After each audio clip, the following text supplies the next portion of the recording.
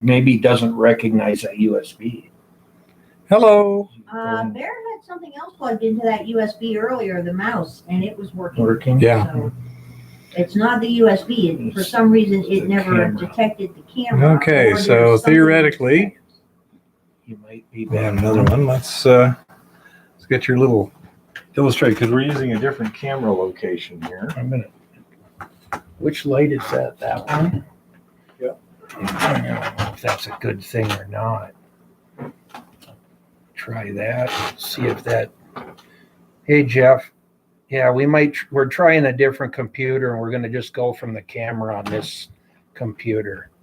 Yeah, we're gonna have to get a hard line put in here, I think. Yeah, And then use this this computer with that camera on a hard line. Yeah, we're changing things up a little bit, but okay. Well, we'll give everybody a few minutes, and I'll kind of restart this part of it a little bit, just so you can understand.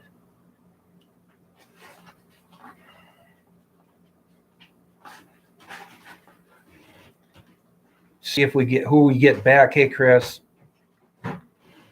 Mr. Lodak's back. Jeff Bybee's here. We'll see if we get a few people back on anyway here. While we're waiting, we can show them my plans again. See how this works with that other thing. See if that camera's got the resolution or not. I don't know. It might. It looks pretty decent, actually. You know, this looks a little farther away, but You see there? there's the plans for the. This is one page, one step. It's just Not too bad.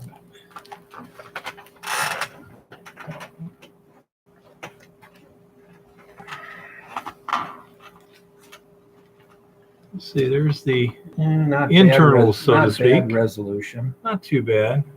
Yeah. Something to do while we're waiting for people to get back on here. Hey, Patrick. Well, we were on. This is number 3 now. Hey, Smokin'. Thanks for coming back.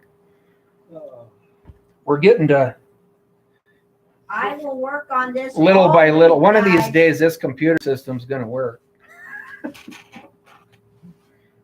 I will work on it all week. All right, we got 7 back, it looks like. They're in here. Just trying to give everybody a chance to get back here, as many as we can. But I thought I would try to draw, a typical drainage that you see in this area of Montana that has been, previously ground sluiced. And you start walking the drainage and making notes, and it's like, okay, what are some hints, or how do I evaluate this? Hey, thanks for everybody getting back here. Try to give you some hints that, we all want to get out in the field here in the next probably month or so and start getting back to go find a little bit of gold and try some tricks to find some. And a lot of these old historic drainages still have a lot of gold. So over my years of poking around and figuring things out, I've come up with little tricks and places to look in the placer. To take your metal detector or your shovel and a pan and try to start locating maybe a place to set the high banker up and do a little bit of work. And a lot of these drainages still have some good values left in them. And when you look at old workings, you'll have what they call herringbone rock piles, kind of leaving the drainage at angles. And the thing to pay attention to when you're noting the drainage is where these old ditch lines are. Because a lot of times they tried to stay out of what they at least thought was the placer ground with the ditches. And in some cases, there was water in these ditches going to guys that were working farther downstream. So they couldn't affect the total water flow. And in a lot of cases, these ditches were actually built by guys who created ditch companies, and they would sell water to the individual miners. So you want to put a historical perspective on the area you're kind of looking at and find out as much as you can what all happened in the area and put it into the historical context, because that's something I'm going to try to go over here a little bit, is how do we read that and try to figure out, well, why did areas not get mined? What happened? That type of thing. And if you're going to start metal detecting, I would definitely start along the ditch edges where they kind of quit mining against the ditch, because most of these ditches nowadays are dry and they'll never be used again. So work these ditch areas. Work the faces along the top, upstream side of anywhere that they stopped their mining, their system. You can work the banks as well, in along these banks in areas that never got mined. When you look at this, you see we got an area here that they mined in the drainage, and then we've got, let's just say we've got another 100 feet or so that doesn't really show any mining except in the main drainage. And then we get into another area where they mined way out on each side again. And this is real common here. How hot was it? Well, doing historical perspective, what I've learned, and this is something that not everybody takes into account, but what I've learned is originally in the 1870s, especially in this area, when the big mining really started and they started dividing things up as mining claims, is you have a mining claim that sits in here. Bank, it goes from bank to bank, and a guy could have 100 feet of the creek.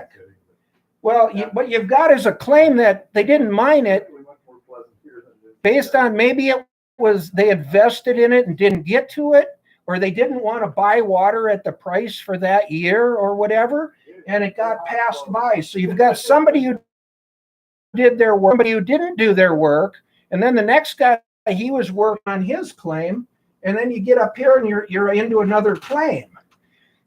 And a lot of these are, you can almost start to calculate when you walk the drainage that, oh, that's 100 feet, or just give or take 100 feet. Well, more than likely it was somebody else's claim. And that's why it didn't get mined. That guy didn't do his work. Another thing to pay attention to when you're playing with your metal detector and stuff, and this is a secret I don't tell very many, but I thought I'm going to bring it up because there's so many of these and they're so overlooked, is when you have a water ditch, when you have a water ditch, a lot of times if there's deviations in your water ditch, if there was a head gate somewhere here, your metal detector will pick up the old nails and bolts of the head gate. If you can follow it across the little drainage, the ditch, if you can find that head gate, dig up about a bushel or, a good yard of material right there and go down and wash it in the creek, because you sometimes behind those head gates, it acted like a riffle. If farther up the drainage, they were taking water out and diverting the drainage down these ditches, those head gates a lot of times would end up to be a riffle because they'd put boards in to hold back water or turn the water.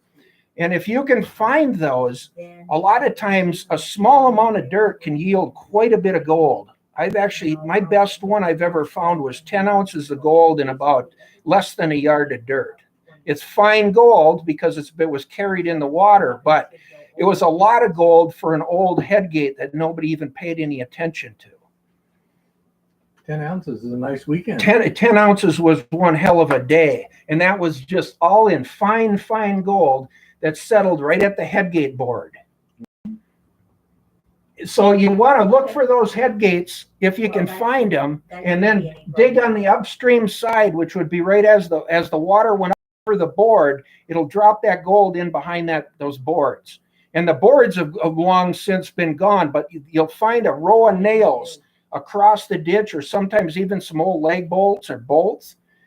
There was probably a head gate. At least take a pan or two, scrape off the near surface, scrape off an inch or so of the surface or the debris, but dig some of that gravel, because if it's got gold, one pan to run down to the creek or down to water and test it is just an absolute, it's just unbelievable sometimes. And you'll have some that have actually already been dug. You'll get there and there'll be a big round hole right there. Well, the old timers weren't dumb. I mean, back even in the 30s when guys were looking for gold, they figured some of this stuff out. Yeah, wing dams in a drainage, if there's big wing dams, they can act the same, Chris. You're right. Another thing is along those ditches on the the creek side of the ditch, if there's a berm in here, metal detect that berm of dirt, because the last dirt that came out of the ditch is on top of that berm. The last out is always on top of the pile. So metal detect those berms. You can metal detect the ditches too, but it's probably going to be fine gold unless they went through a pay streak in there, where they actually cut into the pay streak. Like in this case, here's the outer perimeter of our drainage. Here's our water ditch. And these guys their limitations were to mine to the water ditch. If the water was going down, to miners below them, they couldn't take out the water ditch, so they could only mine to it. That doesn't mean that the pay ran out at the water ditch. It means that the water ditch was their stop, because the water ditch was sending water to somebody mining farther below in the drainage. So you have to put it in historical context to figure out what happened and what are your possibilities, that there's still some values here. And in this case, you've got some possible values over in here all the way back to the edge of the drainage. In this case, you've got a possible complete claim that was 100 feet by the width of the drainage that never even got mined. So this is probably all good ground. Yeah, that could be mined. Yeah, whether it's a small scale, high banker, or going to something slightly bigger. But it's a good chance you're going to find virgin ground, because it got completely left. The other thing is behind the water ditches. If you're willing to dig a hole to get down to find bedrock behind the water ditches, I mean, sometimes you can dig in the head of the workings, and you'll find out that they went to where the bedrock shot up. They mined right to the bedrock. So that was the control in the drainage. If that is the bedrock and that is the control, there's not much left there to mine. But if you get up further, the control is out here. There's a good chance that the water ditches or whatever is there, the placer lays even beyond it. So suddenly the ground that you could mine or get into, ground that's virgin ground that's never been touched exists. And it could be, and I'll get into lower grade ground or deeper ground in another night. I'll do something on, some of the drifting methods these old guys did and how they got down to the gold without dealing with the overburden, mining it from the bottom. I'll try to do another night on that, because there's indicators when you walk a drainage that it's been drifted. And I'll try to do another little deal like this to cover some of that. Where would you like bracket samples? Bucket samples, I'm assuming? I'm not sure. Terry, you can confirm that, but I'm thinking bucket samples. I would sample anywhere that the old timers quit working, possibly these edges. I would sample somewhere back in here, below this water diversion, and possibly even dig a test shaft or a hole with the small excavator here back in behind this water ditch to see if this isn't still placer back in here, because you could end up with quite a bit of ground here that's possibly good ground, virgin ground, and good gold numbers. But they couldn't get it. But they couldn't get it because they couldn't move the water. In a lot of cases, if this ditch was feeding water, like I say, downstream to other miners, or it was owned by a ditching company, they couldn't mine it. They couldn't touch it. So nothing behind those water ditches in a lot of cases ever even got mined. So it still leaves some really, really interesting things. This is possibly a whole area that could be mined yet. The other thing to do is somewhere in these rock piles, dig down just a little bit and see what the control for the bottom was. Some cases they mined away from the creek, and they had to keep slope in order to ground sluice it, because what their excavator was is this water coming in. They used the water to carry the debris out through their sluice boxes. So in a lot of cases, even if the bedrock tipped over and went deeper, they couldn't mine deeper. All they could do is keep a grade because they had to have their tailings get out behind them. So a lot of these drainages actually have a lot of ground that could be mined. It's a matter of digging quite a few holes and figuring out where the bedrock, where's the structure in the bedrock. Because the old timers couldn't just follow bedrock unless the whole drainage was on a good enough gradient. And what happens sometimes is you'll have an area like this in here, a couple 100 feet, that maybe was too flat to ground sluice it. So they went upstream until they got some elevation again so they could start ground sluicing again. So, so this could be a bigger area. Maybe this is 300 feet, in here. And then they went up and started working again because there wasn't enough elevation in here to get to the good gold. So, I mean, you have to try to put it into historical perspective to try to figure out how did they do it and what. Go ahead, Keith. Okay.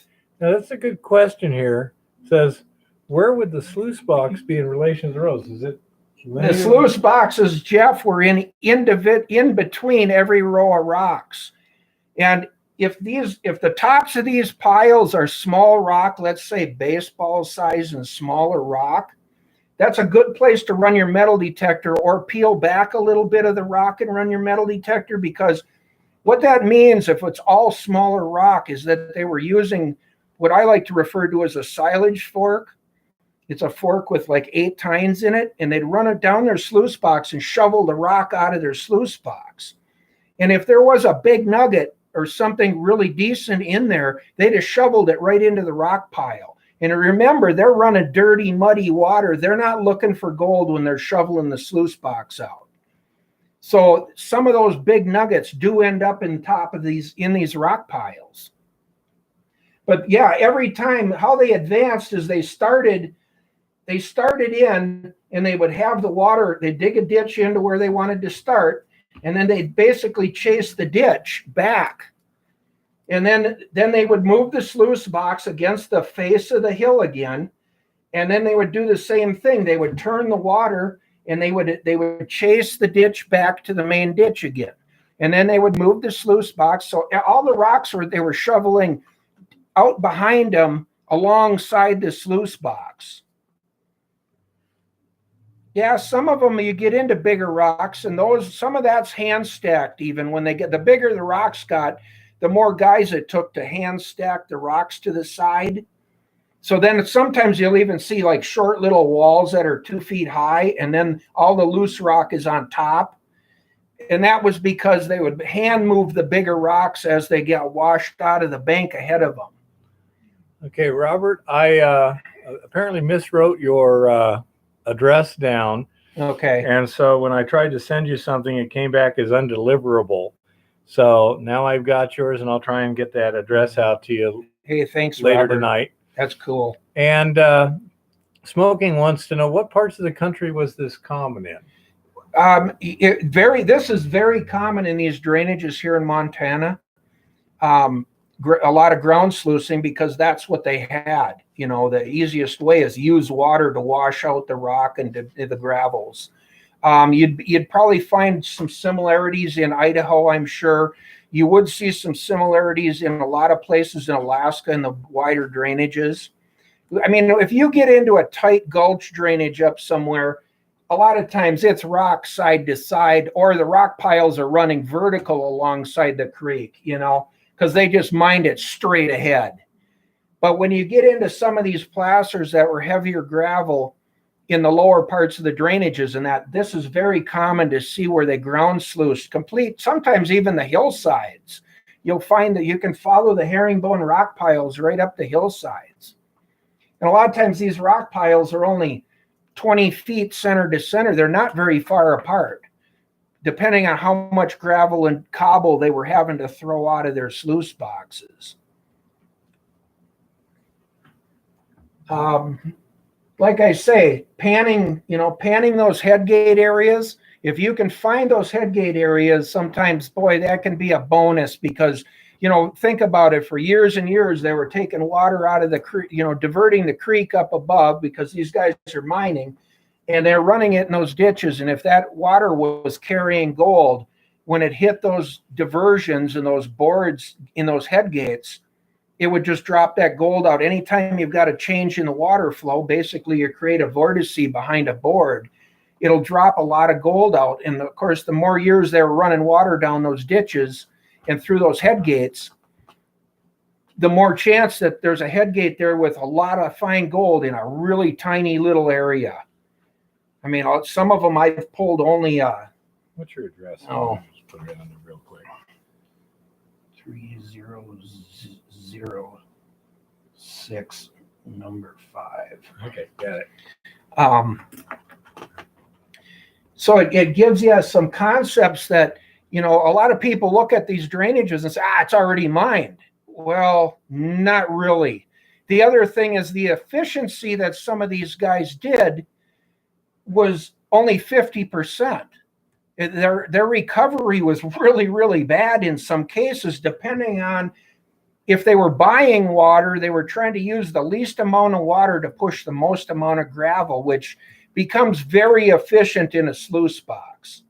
So if you've got guys mining this side and guys mining this side, and they got the creek diverted into different ditches all over the place, everybody's, trying to share and reuse water and things.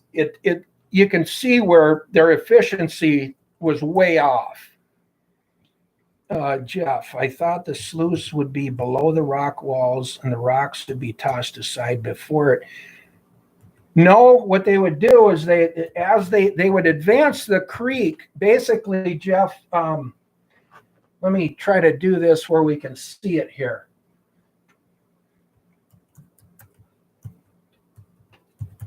All right, we'll start there. They'd put their sluice box in here. They'd bring this water ditch down to the bank in front of their sluice box. And they'd start to wash this area away. And as they wash that area away, they would advance so the water coming off of here goes through the sluice box and keeps carrying the gravel away.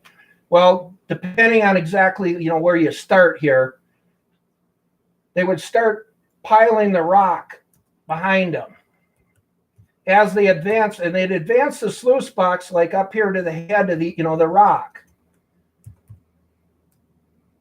And once they got there, they would do this. They'd start over again. They'd move back, and they would change the water again to the sluice box again. And that's how they got that herringbone. They had to keep the elevation going downstream to wash the gravels out. And they got it to go through their sluice. As they advanced in, then they started the next cut, which in a lot of cases, these cuts were only like 10 feet wide. That's why you see the rock piles at about 20-foot centers or so, is because they did one strip, then they moved against the face, and they brought the water ditch over the top of the virgin ground again and started and worked back again. So it was a hard process, unless they had a crew, and I could take you to some drainages here where they had a crew that they maybe had 30 guys shoveling into sluice boxes. Well, if they did that, then a lot of cases they were mining both sides at the same time, and fluming everything into this main sluice box, and everybody's shoveling into it, and then one or two guys are walking the box, throwing the rocks out of the box. I hope so, Max. I hope, yeah. Robert, I sent that out. If you check your email, you may find it in there. If not, let me know. Yeah, well, Dirty Goat, you're right. That drainage up at yours is real inconsistent. But the one thing you don't know is how many times it was worked. I mean, was it worked 3 different times by, in different time periods? Initially in that area, it was 1870s to 1880. But then who came in after that? And if the Chinese came in after, they worked a little different than the white guys worked. So trying to understand historical perspective is tough, but there's little clues. And I mean, even up there on Yours Dirty Goat, there's clues as to areas that probably weren't mined. And that's the types of things you start to look for the opportunities in. Jeff, that wouldn't surprise me a bit. It's interesting, Jeff, because not all of the walls that you see are Chinese walls. Of course, the Forest Service and the Historical Society now is like, oh, those are Chinese walls. You can't touch those. And it's like, no, that was the way that things were mined. And that's even how the white guys did it, is a lot of times piling rock was a nice way to go. And some of the Chinese walls in drainages where they were literally hired to make like I can show you one up where I was, that they actually built the walls, or some of them are 11 feet high.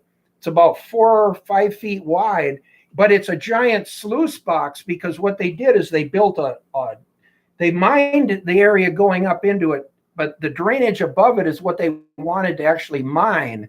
So they built the whole thing as a 300-foot set of rock walls, and it's a sluice box. There's sumps in it.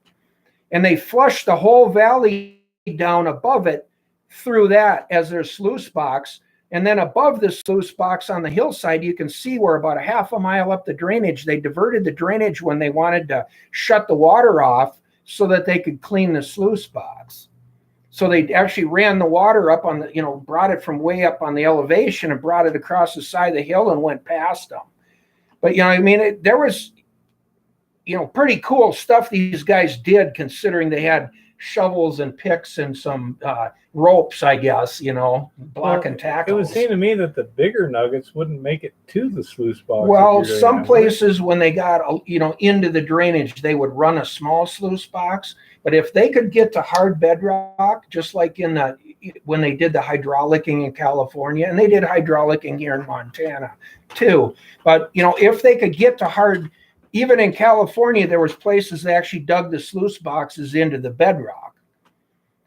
And well, yeah, it was cheap labor, but even when the white guys were working, it was fairly cheap labor considering the value of the gold in some of these drainages.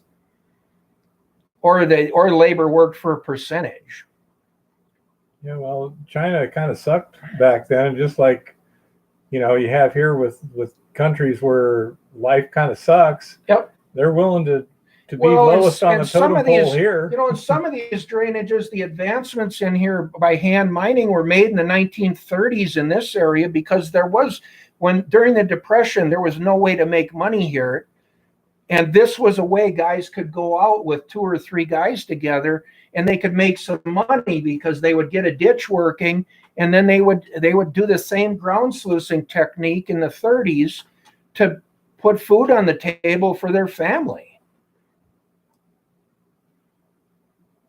Makes sense. I mean, people will do whatever it takes to feed their kids. Yeah. But, if you can identify, like here, I drew in a rock wall on the creek. If you can identify some of those areas, usually they were a sluice box. If there's nice edges on the rock wall, 2 feet, 3 feet high, a lot of times they were a sluice box. So putting your metal detector in a foot of water there or so and checking it out is never a bad idea. You may find some gold that's been running through that little set of rock riffles in there that's still laying there for you. Thank you, Robert.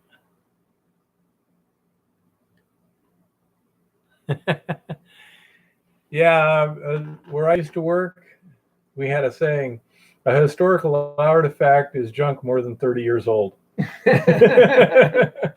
Well, in a lot of cases, that's true. If it has an intrinsic value, that might be different. But it says, so why not dig under the herringbone rose? Well, you could, but that's one of the things I was saying is if you dug in here in the middle just to see what was the control for bedrock. Did they even get to bedrock? If they didn't get to bedrock, there's a possibility the whole damn area could all be remined. Just push the rows off with the dozer or with an excavator and mine it. But if they did get to bedrock, they probably got most of the gold. Or a clay layer, let's just say all of a sudden you hit a foot of clay under there. The clay layer acted as the false bedrock, and they only mined to the clay layer. They couldn't leave the creek and actually dig a swimming hole.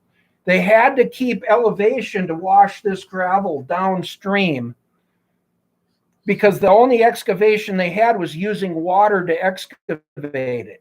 So if the bedrock dropped off and it's deeper over here, there's a good chance that they went right up over the top of the deeper channel and never did mine the good gold because they couldn't.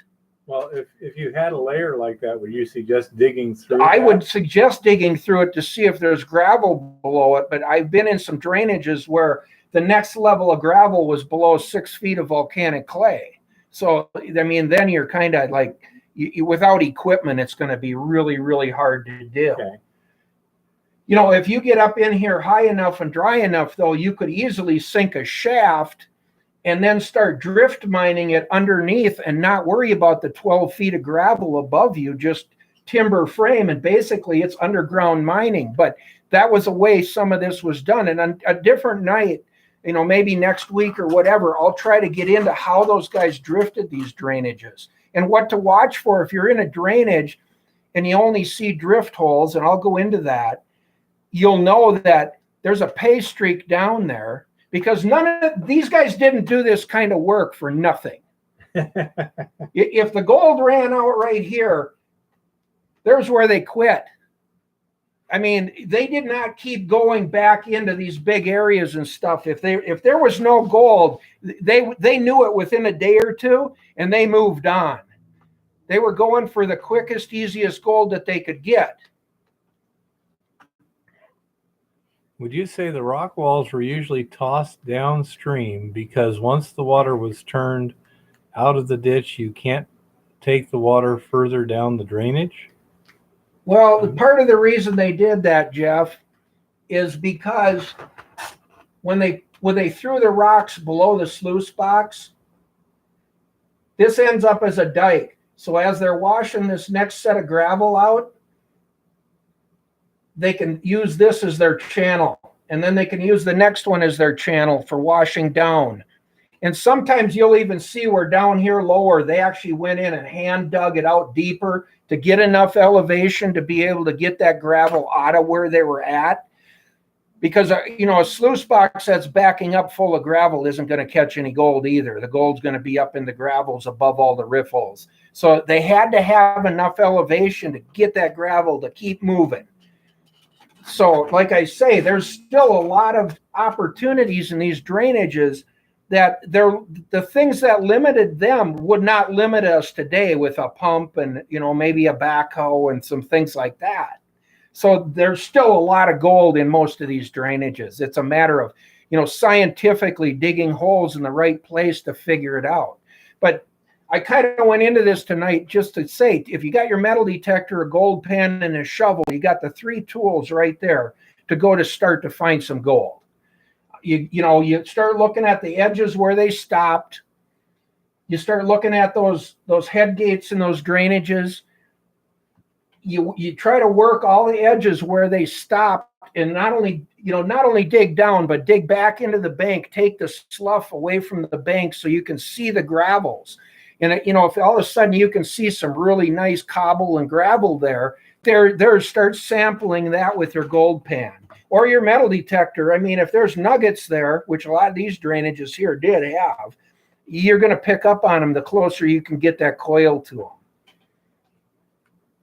Hi, Dean. Yeah.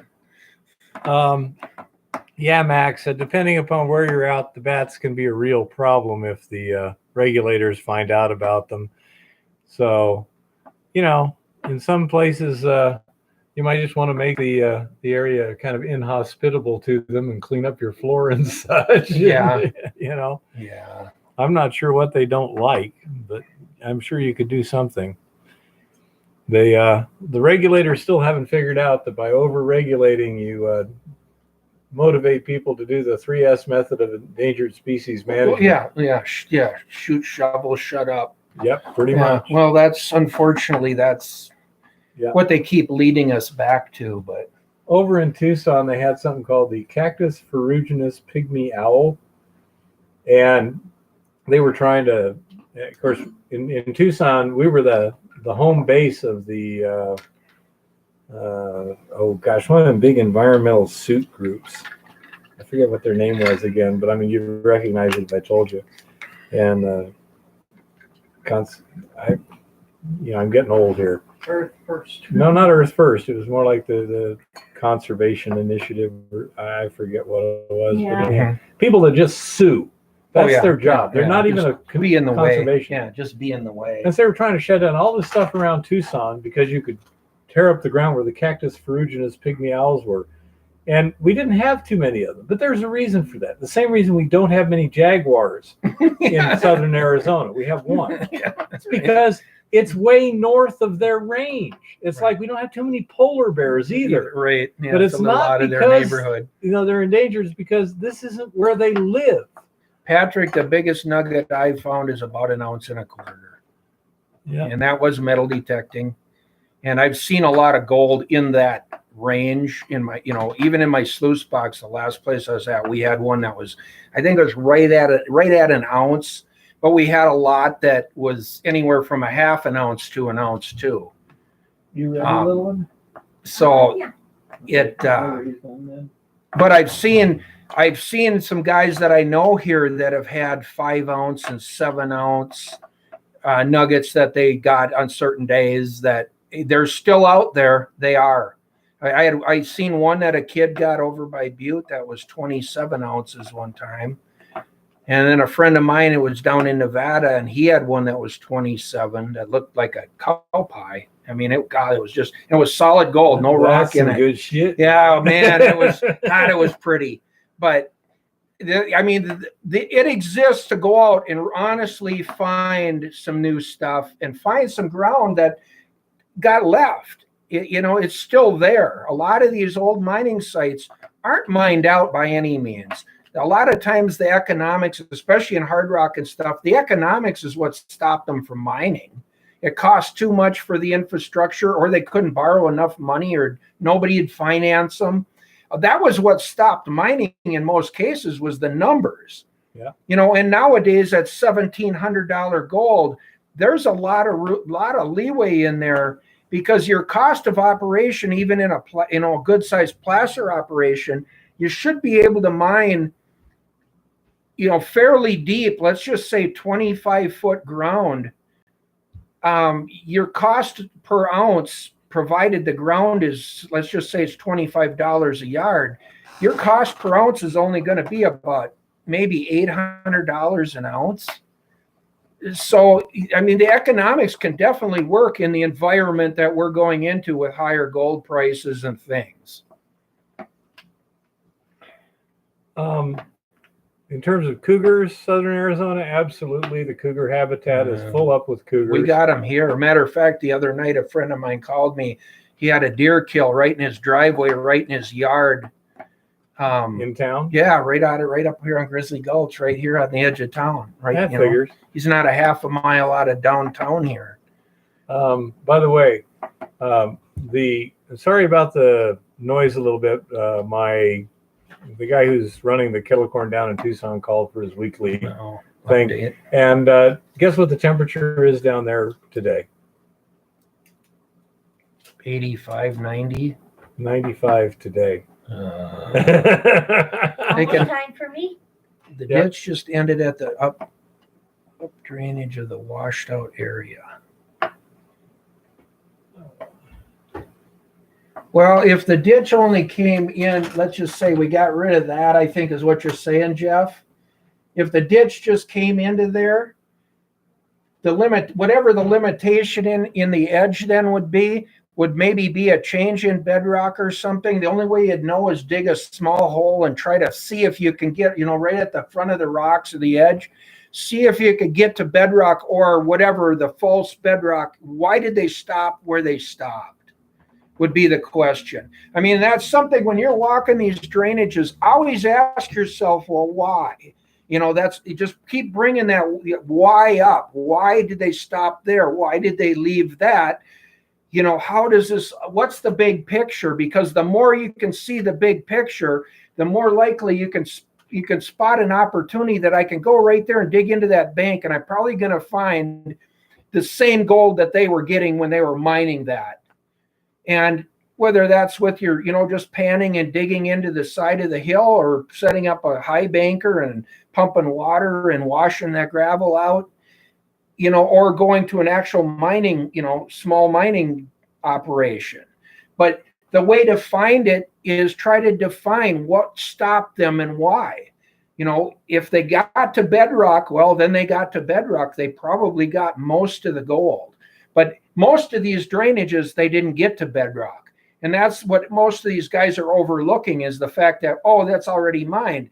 Well, no, they took the icing off the top of the cake, but the cake is still there. So in a lot of cases, the best part of the cake is at the bottom. In this, you know, in this placer case, Upside down. yeah, Pineapple. right. At this point, the pineapple's at the bottom, and that those gold nuggets at the bottom of what they missed could be 10 times what they took if they only took the top 6 feet off, and they never actually got to the good gold at the bottom.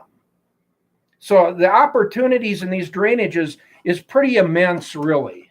When you look at, you know, this area, Montana, you know, Montana alone, you've got, I think it's 263 drainages that have known gold.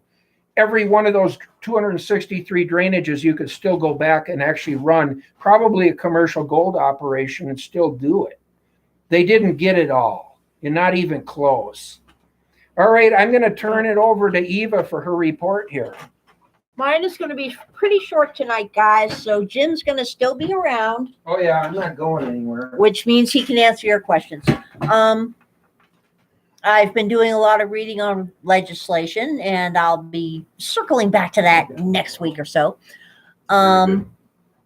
Very helpful. A couple of No. minor things came up in the news this week. think They that was- closed there was down something most that of they the could copper do. mining in Chile and Peru due to coronavirus. They're looking at 15 days of minimal operation, and they believe that if this gets extended See if I beyond can- about 45 days, it's going to impact copper supplies for at least a year and a half, which may explain the spike in current copper prices. Inflation is continuing, of course, though we're all politely ignoring inflation.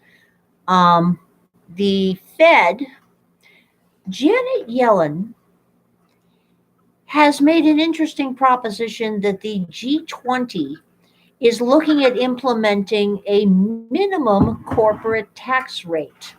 They're estimating a minimum corporate tax rate of about 18 to 21% on all the countries in the G20. So you can only have corporate taxes higher than that. The purpose for this is some sort of lending or taxation equity or some other strange equity idea. But apparently she wants to stop the race to the bottom, where countries that can afford to cut their tax rates to something reasonable get more business, and other countries do not. Part of the purpose for this is ostensibly to even the playing field so that countries can't lower their tax rates to take advantage of attracting new business or keep their businesses in those countries. Just a minute. Is anyone buffering, or can anyone see? I just tried to do something here, and I'm not sure if it's affecting. If you can see it, let me know.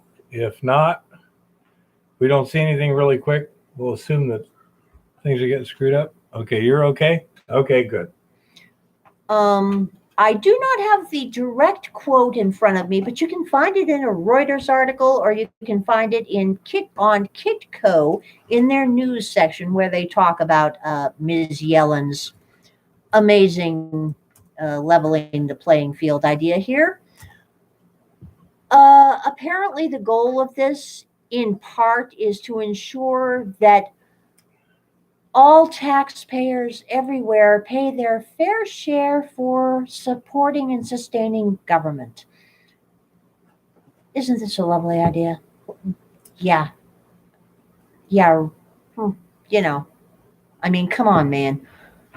And in other news, Lord Malarkey announced that yes, part of the infrastructure stimulus package that they are planning to put forward now is going to include a rise in corporate tax rates here in the United States and cutting some loopholes that incentivize corporations moving money offshore. Of course, Lord Malarkey has proclaimed that there's absolutely no evidence whatsoever that raising corporate taxes will cause any slowdown in the economy or any problem for American businesses. Oh, obviously, we all know raising taxes just makes businesses operate so much better. In along the same vein, currently Bitcoin and well, cryptocurrency in general hit about a $3 trillion market now with about 1.1 billion of it, 1.1 trillion of it being Bitcoin itself. And some people are forecasting that Bitcoin is going to hit $1 million per Bitcoin at some point in the immediate future.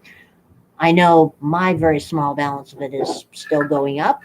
When I pay attention to it, I basically ignore it myself. Bank of America made an interesting announcement that this is a good time for people to start investing in real estate, antiquities, vintage items, wine bottles, and cars because they finally got around to noticing that most of the hard investments, including precious metals, are drastically undervalued right now. Um, just No.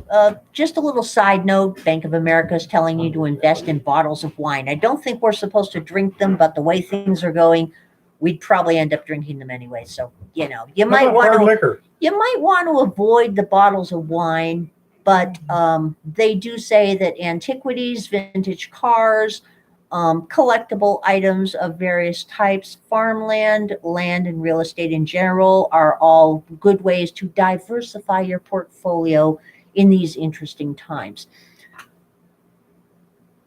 Gold prices are still being forecast to have a breakout, and the Fed is deliberately trying to keep the interest rates as stable as possible because they're trying to continue to bump up the bond prices.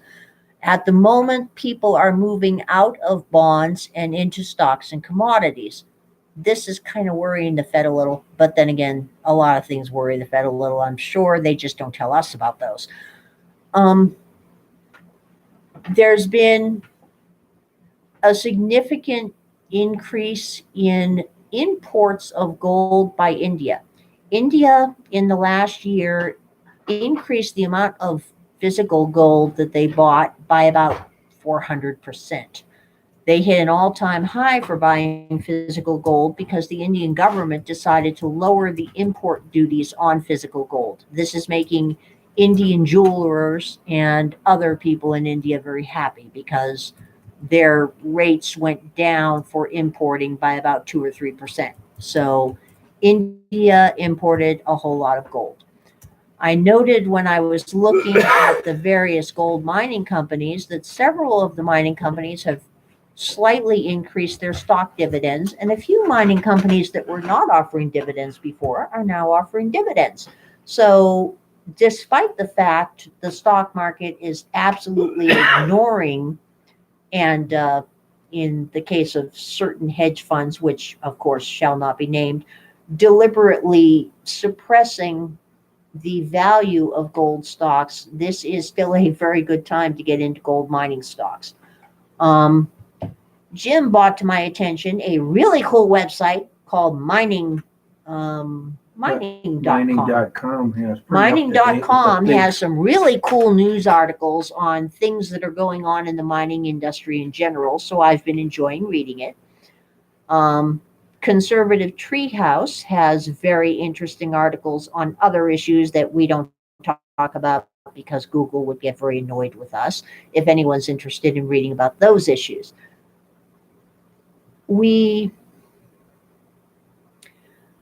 We're facing some interesting times in terms of money because several analysts are pointing with growing concern to the lack of economic volatility.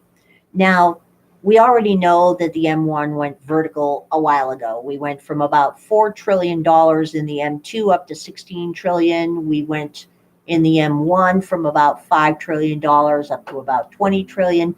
The government decided to declare publishing those figures obsolete, so who knows what's going on with them now. But economic volatility is lower than the government would like. Economic volatility is how often your dollar bill changes hands. In a healthy economy, You mean the velocity? the economic velocity in a healthy economy is a figure that is very important, and naturally that means everybody has decided to hide it. I believe that those figures have been victim to the 404 pandemic that is sweeping the internet in a lot of areas where we who wear tinfoil hats hang out. But economic velocity is far lower than expected, and the various stimulus things that the government has done, including this recent round of checks, So have not resulted in the boost in economic volatility that was expected. This should surprise absolutely no one. It has surprised our government, but then again, apparently many things that make perfect sense surprise our government. The various financial voices are being very careful to not discuss the absolute obvious. So we're not going to discuss the absolute obvious either. But for those who want to look into the absolute obvious, you'd want to look at Zero Hedge, Seeking Alpha, Kitco to some extent in their more news section, more than in their news section. And draw your own conclusions, because even a few of the experts that are talking to these websites are beginning to get a little worried over the drastic inflation that is not being shown yet. The inflation in the sense of the direct oversupply of money that is out there. And I will keep a close eye on what Yellen and the G20 are doing in terms of this worldwide corporate tax minimum scheme that they have going on, because if they do what they want to do, first of all, it's going to set a minimum corporate tax rate around the world. They're looking at, I believe it's 21% right now. Any countries that decided to set corporate tax rates lower than that minimum would be threatened with not receiving aid from everybody else. And unless Lord Malarkey can make the deal that he claims he can make with the G20, that minimum tax would put us back in the bracket of probably the top 10 or top 15 highest tax places in the world for businesses to do business. And one has to wonder, if you take away the loopholes that allow a business to set up overseas and keep at least some of their profits, and you also increase the tax rate domestically, this doesn't seem to me to be a bright idea at all. But then depends on again, what your purpose is. yeah, it depends. That's what I was about to say. It depends entirely on what your purpose is. In other positive news, apparently, despite the fact there were about 800,000 new claims for unemployment last month, we had a stellar month for job growth in the services sector. And the manufacturing sector, while it had a drop, outperformed where they thought it would. So our economic recovery is going like gangbusters, and we are set to shoot past all the projections, and we may even have more economic growth in the next year than we've had in about the last 30 years. Yay for us. Yeah, I'm sure we all believe that. We also believe that we've always been at war with East Asia. That's just the way the world is going here in this time of COVID 1984. But that's the tinfoil hat for this week. I'm going to be digging more into regulations, and I'm going to be digging more into trying to find out what the BLM actually has for regulations, because when we tried to find out where the current list of regulations they operate on might be located by ordinary individuals online, that information seems to be unavailable. I have no idea why. So, it's kind of hard for me to research regulations pertaining to mining right now for small mining claims when apparently nobody is supposed to see them except the agents that enforce them. This is very strange, amongst other things. There was that link that was sent by Sherry. Did you come to any conclusions on that? Cherokee sent a really good link to an old presentation that was done by a BLM Department of Interior person concerning their AML project, which I do not remember what the acronym means right now. Abandoned mine. It's abandoned mine. And it pertains specifically to abandoned mines in California. And it was basically talking about the environmental devastation of these small dog holes everywhere, and how, of course, some of the mercury mining in the old days affected the water table and such. They had an action plan, and from what I have looked up since I read the information, the action plan was supposed to be well underway in 2010, and here it is 2021, and the action plan is still kind of around in BLM land. This seems to be typical, and hopefully they don't get around to doing anything with it, because from the looks of it, they wanted to develop a body of regulations specifically pertaining to abandoned mines that would make it significantly harder to file mining claims and reopen them unless your specific purpose was remediation. And I have nothing against mine remediation. I'm a big fan of mine remediation. But some of the things they were classifying as mines and some of the things they were classifying as needing to be remediated seemed a little bit extreme. They were classifying things as mines that went everywhere from a small dog hole that yours truly could dig all by herself in 2 afternoons to bigger things like Bear and I are working on up here. So, but yet the regulation they were talking about seemed to be geared toward one size fits all worst case scenario, typical government stuff. So I am still going to try to find information on that. If anybody happens to find the secret backdoor links that lead to current mining regulations that are actually being enforced, please send it my way. And as per usual of late, the Federal Register is remarkably devoid of any useful information whatsoever, other than very, very scary things DHS is planning on doing in terms of privacy.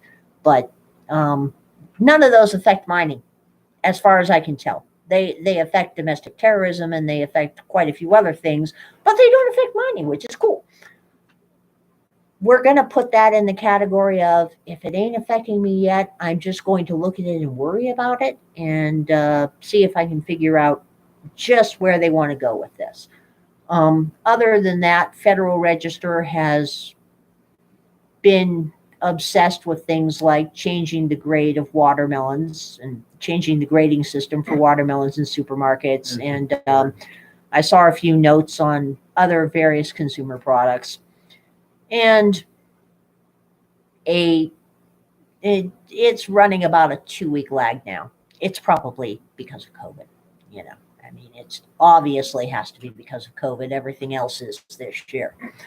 But that's basically it for this week. Gold prices are still holding steadily around 1725, 1730. Silver is still holding steadily right around $25. It was at 24.77, I believe it closed today. Premiums running. Premiums, the people that have contacted me have told me in their areas, premiums are running anywhere from 25 to 35% in their local gold stores. Online, premiums are running lower for stamped rounds and ingots and bullion bars than they are for junk silver and things that can actually be spent. But there is more of it coming out of the woodwork now.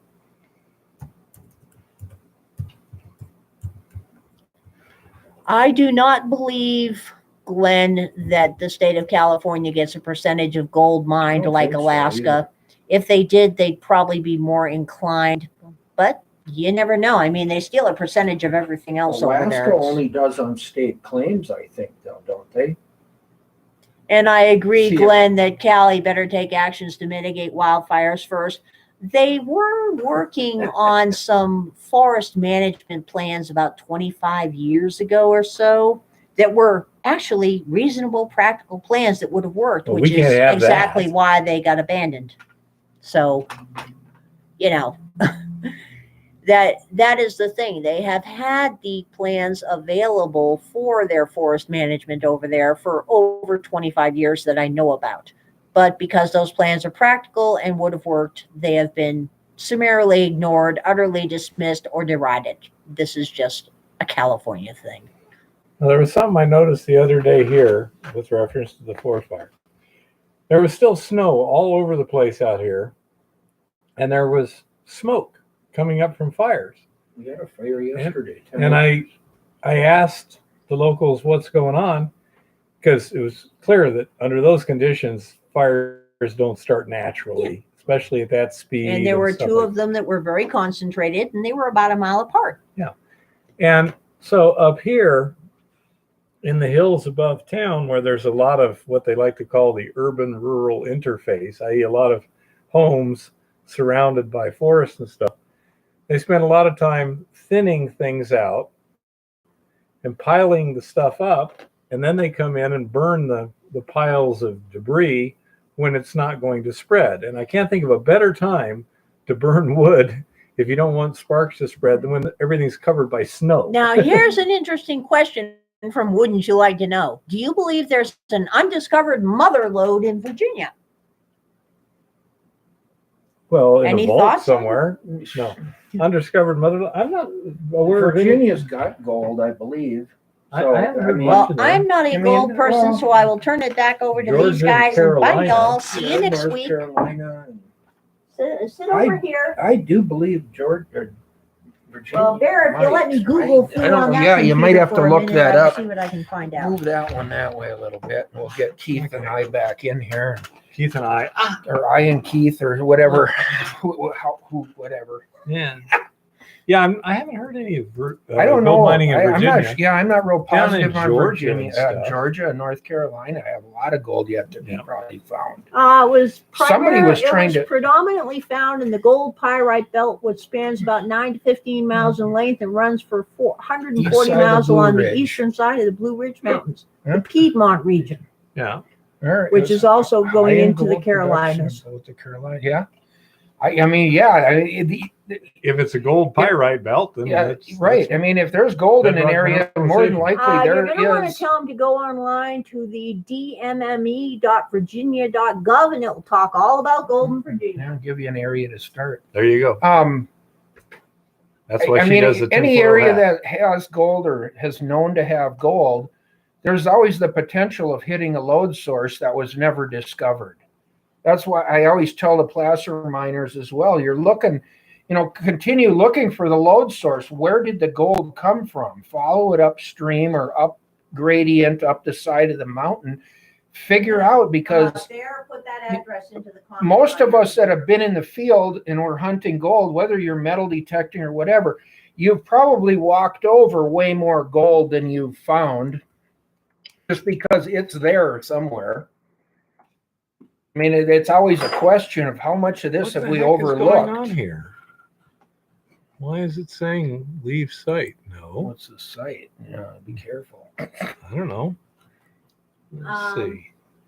Use your computer, go back to the YouTube thing, copy the link, and then paste it in on. Yeah, Okay. Terry, no, that's the fact that, most of the drainages here in Montana, they never actually found sources.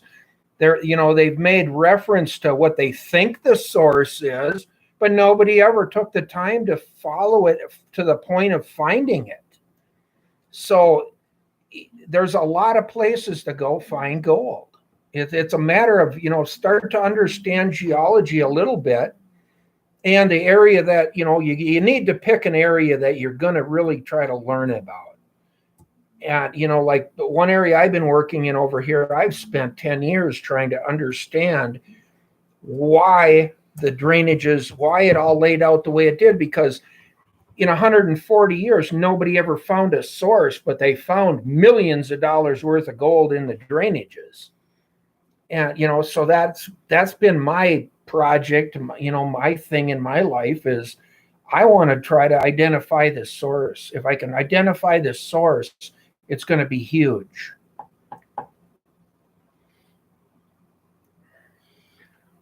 Well, a lot of people, Patrick, are interested in what's being said, but they don't have a question. Now, I agree. I like a lot of questions because it tends to drive the conversation in interesting directions and things other people are too. But sometimes it just doesn't happen. Other times it happens really well. Yeah. I guess, if we can push you to ask questions, it just helps keep the conversation rocking. But yeah, say whenever anyone has a specific question or somebody else that probably like to know that's the kind of answer why we started collaborating, because I can bring a lot of the placer stuff into hard rock, and then Keith knows the hard rock beyond most people I've been around. So there's a lot of similarities sometimes in things too, but it gives you guys some actual information you can use in the field, hopefully.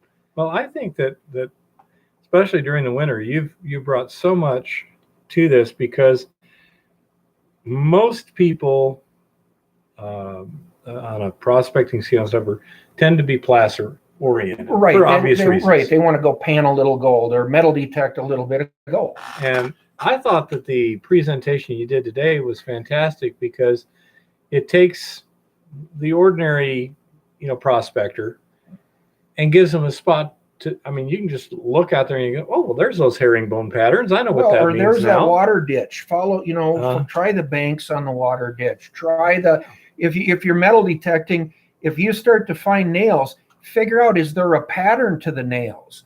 And if it's a head gate, or what was once a head gate in the ditch or something, it's a good spot to take a pan of dirt and go pan it. The metal detector isn't going to pick up the gold that's there because it's going to be so fine. But it's amazing, even walking the tops of the berms where they dug the ditch along the mountainside sometimes and threw the debris in to hold as the dike along the ditch. It's surprising how many times I picked up nuggets on those piles, and I'm like, it's surprising nobody's ever done this, or it wouldn't be there if somebody had probably or realized it. But the opportunities are there. Do you need to do restoration after running an existing ore pile? It would depend on how you ran it and how big it was. For example, if it's small enough and you're hauling it off and running it somewhere else, probably not. It should fall under the insignificant disturbance thing. If you're hauling off 500 tons of material, or if you're processing it on site and reworking it basically, then yeah, it's probably a permitting type situation. And there would be a reclamation designated in that. You have to agree to do something that the regulators approve of, whatever that might be. Correct? Correct. I mean, usually if you're going to put in a permit or something, they want to see how you're going to reclaim it. They want a plan. And it could be as simple as just brushing it out and seeding it. It may be that simple in some cases, as long as you're not changing the ground levels by more than like 4 feet, they don't even care. So if you're taking and getting rid of some old piles or something like that, there's a good chance that the reclamation is just back dragged, after you're done, and call it good. Yeah. Argonaut wants to know about glacial moraine gold in Montana. Are you familiar with any gold in glacial moraines? You know what a moraine is? Yeah. Okay. Yes, Argonaut, there is some. As a matter of fact, above where I was previously working the last few years, the guys were into they were actually placer mining it with equipment, but all of the gold was within about the top couple feet of dirt up at they were, I don't know, probably an eighth of a mile below the peak of the hill or the ridge. But when we really tried to figure out why the gold was there, that is one thing we kind of came up with, that it was actually something that was scoured on the other side of the mountain, and when the glacier melted back, that's where the deposited gold is right there on that upper hillside. And it came from a different source somewhere east of where they were mining it there, because even the gravels, there were some river run gravel and some just fractured rock, like, the scrapings off the top of the mountain. But it didn't make sense because there was nothing to signify mineralization except it was pretty good placer gold. Philip says in Oregon, you must place cash into a reclamation account before starting any mining. Yep. If it's actual mining, that's pretty much true, it. Philip. That's same here. If it's a significant surface disturbance. Yeah. Typically, if you're underground, you can play around down there pretty thoroughly, and it doesn't matter. Smokey says, I cannot get sent around the merry-go-round to a voicemail every time I call the BLM, and then no one returns my messages. Yeah, that's I had that situation today myself. Smoking, that's normal. They don't care. They work for the government. They get paid whether they even show up, I think. Well, yeah, they can go home for COVID. It doesn't matter to them. Yep. So that's what was so funny about the minister of Quebec or whatever. Yeah. He's got a $5 million home with an indoor swimming pool and a theater. And it's like, well, what's the problem with staying home? Gosh, I can't imagine. Yeah. No. Yeah. Yeah. Try that with 4 kids in a one-room apartment. As long as they get their paycheck, that's all they're concerned with. They don't care what about you. Yep. Call you back in two or 3 weeks when you forgot why you even called them to begin with. That's why I'm trying to find resources online that I can tell these people so you can and we'll continue. Eva will continue to look up resources if we keep getting good questions. You guys, there's information you want to know about. We have her to research. Isn't that cool? One thing I'll probably do is pick probably Nevada, because I don't have anything going on in Nevada. Yeah. And try and get the kind of information and website especially where I can do screen captures and show the kind of research I do to try and locate possibilities. Exactly. So that people will have a little better idea of how I've been doing it. And what Keith and I have done for, a lot of you guys already know, but if you go back over the last, 6 weeks, give or take, month and a half. Yeah. On Sundays, Keith and I have tried to have a subject like we did here tonight. And we started out with, okay, you want to go out and find gold. Where do you start that process? If you go back, like I say, it's probably 6 or 7 Sundays ago. But every week we've tried to build into the things like tonight to give you some ideas of, where to sample, how to map. Wouldn't you like to know? Well, no, I mean, yeah, he's asking sampling and mapping. Basically, you're sampling pattern. By the way, Smoking, this is why I prefer, when possible, to go in person to the BLM. In Phoenix, in Arizona, I drive an hour and a half from Tucson, go into the office, hand them my paperwork, hand them my money, stand there, wait for them to input them, stamp them, and hand them back to me. And look it over, and they can, if there's a problem, it can be handled while you're in the office. Now, here it's at Billings, which is 250 Well, miles from here. See, I've been lucky because one of my partners in a bigger mining operation lives in Billings, which is he's only about 2 or 3 miles from the BLM office. Yeah. So when, even on my own personal stuff or whatever, I'll call him and say, run over to BLM. I'll email him what I need to know. And he'll boogie over there and take care of that for me.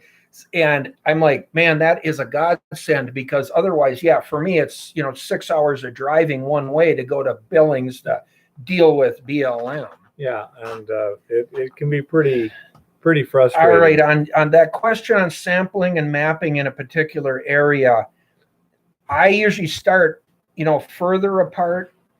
And you can do soil samples. As far as hard rock, it's interesting to do soil samples and see what the geochemical makeup of different stuff is. But in a placer situation, first I'll try to identify areas that maybe I don't think were worked, or they got missed, or things that I kind of went over tonight. I'll start out my pattern for digging quite a ways apart. Maybe, in one spot in the drainage, and then go up the drainage 300, 400, 500 feet, dig another hole. And then I'll start to grid in the pattern once I can start. If I start to see a pattern in my test holes, then I'll start to grid the pattern in to try to figure out if there was a good channel with, high grade gold that got completely missed or left or was too deep.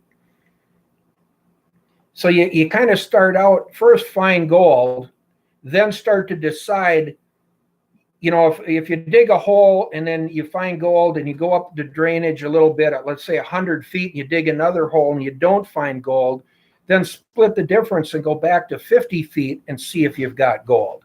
And you start to grid out a pattern of, okay, how does the gold lay versus the actual drainage or the, ravine or whatever. Because in a lot of cases where the gold was laid down isn't where you see the existing water channel in the drainage today. The gold could be on 2 benches up above the drainage that the original ancient gold was laid down, and the side hill was prospected and dug all over. But the real gold you're looking for is way up on the side hill somewhere. It's not even in the drainage, actually. Yeah, and the hard rock, basically, when I go to a new spot, depending upon how much capacity I have for carrying, Right.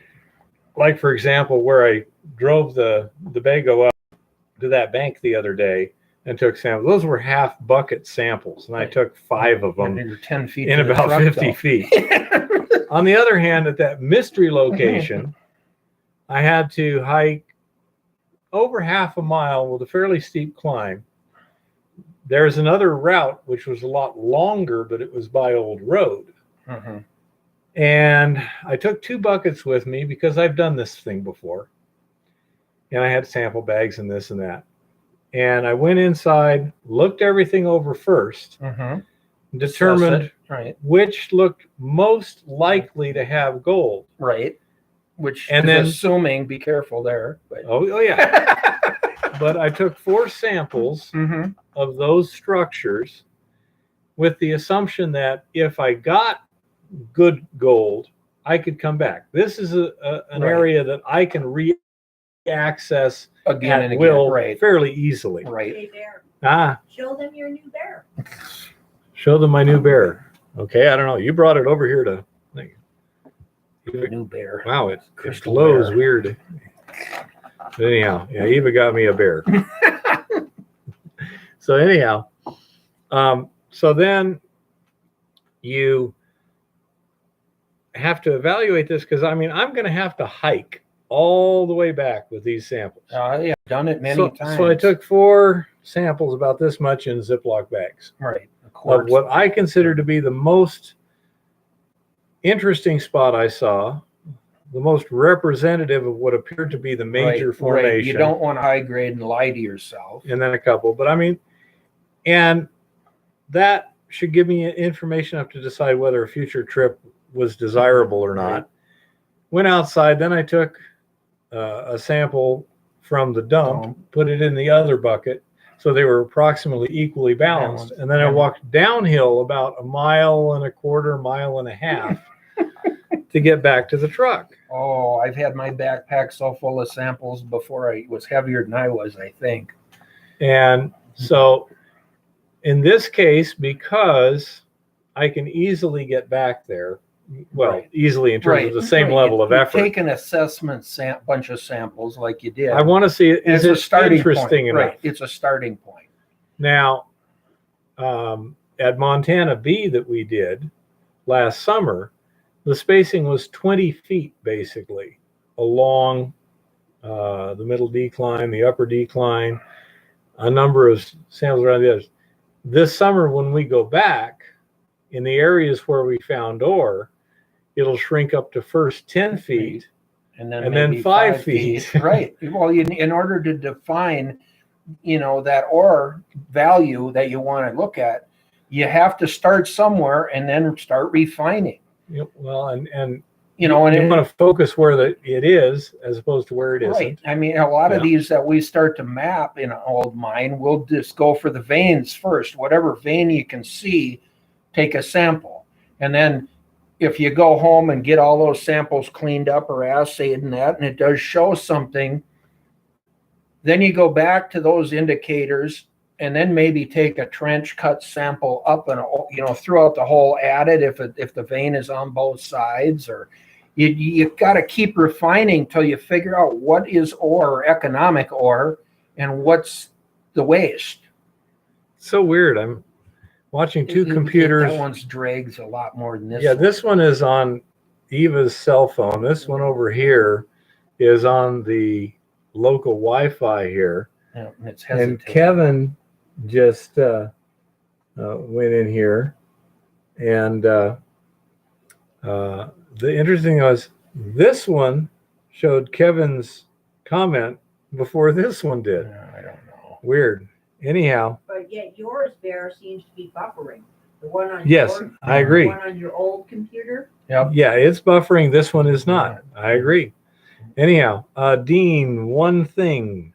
Okay, what one thing? I'm not sure what you want, but please ask. Go ahead and give me those plans a minute. Kevin Old wants to buy a set of these, basically. Yep. And Kevin, I don't recall seeing you there before, so I'm presuming you haven't seen the plans, basically. Dean, you're exactly right. Always label your samples. Oh yeah, exactly. Because you go back in the garage 3 weeks from now and go, yeah, good luck. And then not only that, you'll go through 2 or 3 samples or buckets and that, and all of a sudden you have one that has gold or that in it, and it's like, uh-oh, Oh yeah. not sure exactly where that came from. Don't do that. Anyhow, so here's the plans, Kevin. Yep. And here's an example of one spot. You have a diagram on one side, and then Information. the instructions on the other. And that's why it took so many pages to do. Basically, that's the inside of the mill and the mainframe and this, that, and the other. But so that's what we're looking at. And if you email me your phone number, if you haven't already, I don't normally look for those things. I'll try and call you tomorrow because I need to call Jimmy also. Another one, Dean, is take a geological notebook, which you can get at Walmart, most outdoor stores, possibly a print shop, but keep a notebook with you and make notes, make a map, show anything that you can, as well as possible sample sites or whatever.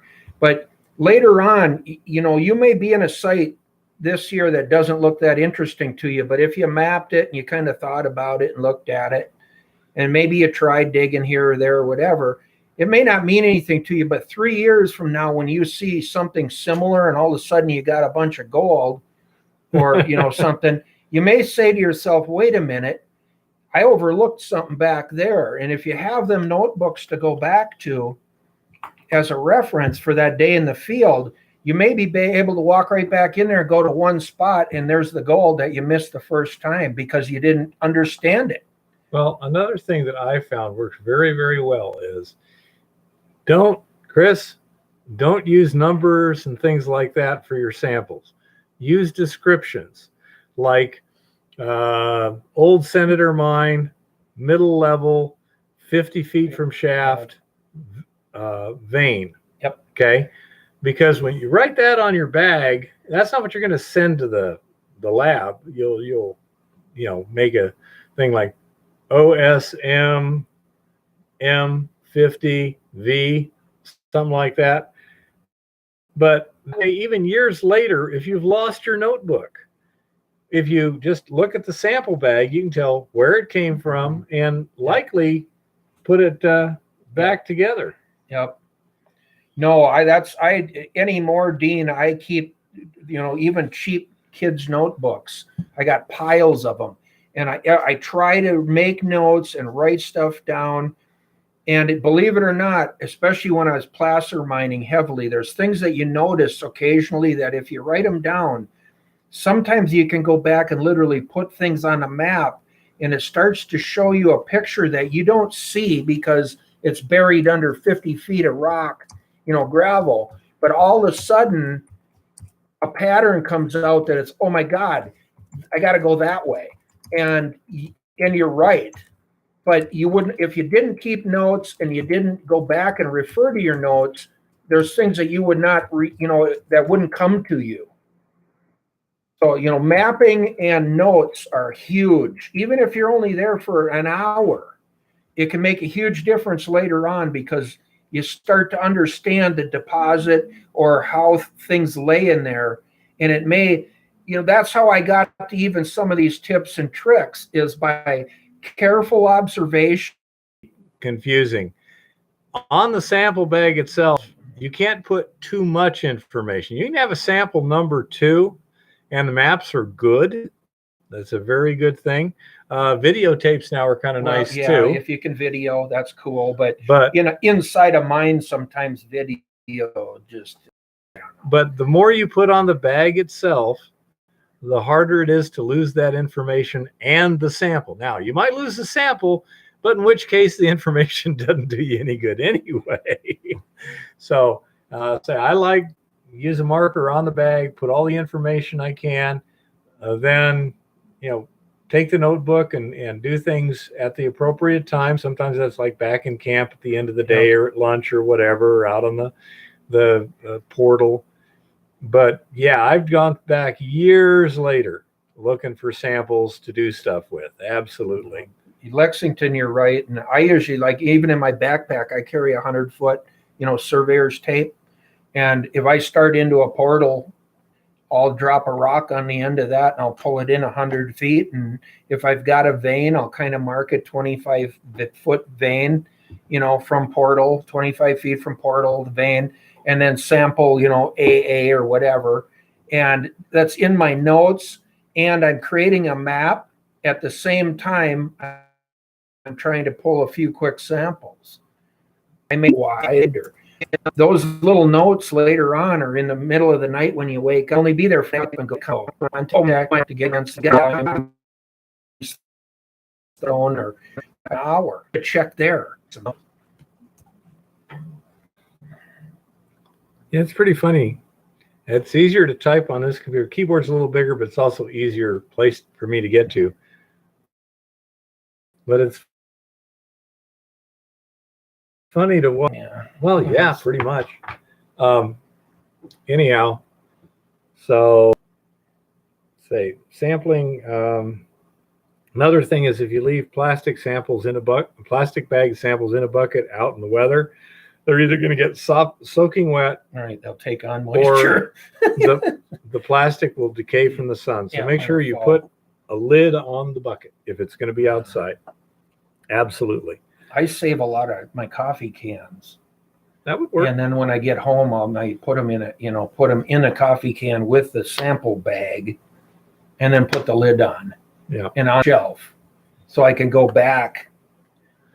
Well, I'm always trying to take a big sample if possible. Exactly. And that's going to And be more So representative that's why of I've what got you're looking at. so many buckets. When we were Right. sampling last summer, we went to 5 different locations before we found one where we got some decent assays coming Mhm. back.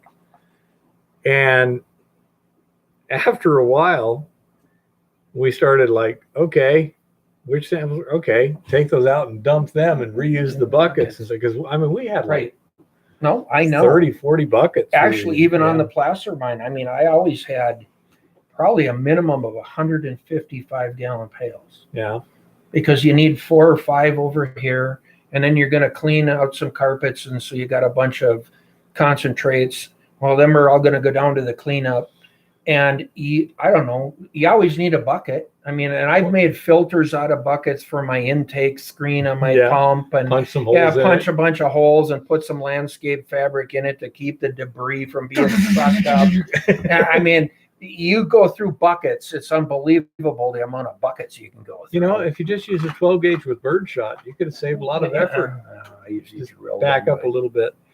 No, But then I you agree. then you get one that breaks, the plastic gets crispy. In and Arizona- crunchy and- In Yeah, the Arizona, sun. they really Yeah. cook. well, there Yeah. is UV resistant buckets too, but there's Not a limit. easy to There's find. always a limit to the expense account too. Okay, let's see now. Where we go? We got Chris Georgie is up here on this one, So we got more and down questions here over on there. that one. So let's see. I like Dirty Goat. That's a good one. Golden Ear Sluice, yeah. Online areas. Have you ever come across a trunk-loaded pyramid cross section of a row of rocks? The top is level lengthwise, size at natural repose, and slight swale on a 3 or 6 foot wide top. In other words, as I understand, like a dike, flat top, and a little swale in it. Would that be one of your sluices you were talking about, maybe? Or could that It just almost be sounds natural? like a marker or something, or maybe they had a windlass up high where they could pull big boulders, like a pier. The question is How long is that? Yeah, row of rocks. Are you talking, 10 foot by 10 foot or He said 4 to 6 foot wide top. top? I don't know if that's lengthwise or crosswise. Because Okay. they did, these old guys did build out of trees on site. They did build windlasses and things and actual cranes that they could lift some of the big, if you got into a placer where you had 3 and 4 foot rocks, some of these guys were pretty creative in how they moved those rocks out of their way to mine up the drainage. Yeah. 2.5 gallon buckets are easier to carry if you're walking far. That's true, but I also just don't fill the damn things up. Yeah, fill them half full. I didn't even go half full. Well, I it had depends on how far you are to the truck, right? somewhere between 30 and 40 And pounds whether of it's uphill or samples. downhill. Oh, the downhill on an old dozer road was definitely an improvement. Yeah. I could not have done that the way I went up. It was up a fairly steep hillside. I that could not have site's getting the accomplished that. questions. I don't know what's going on here.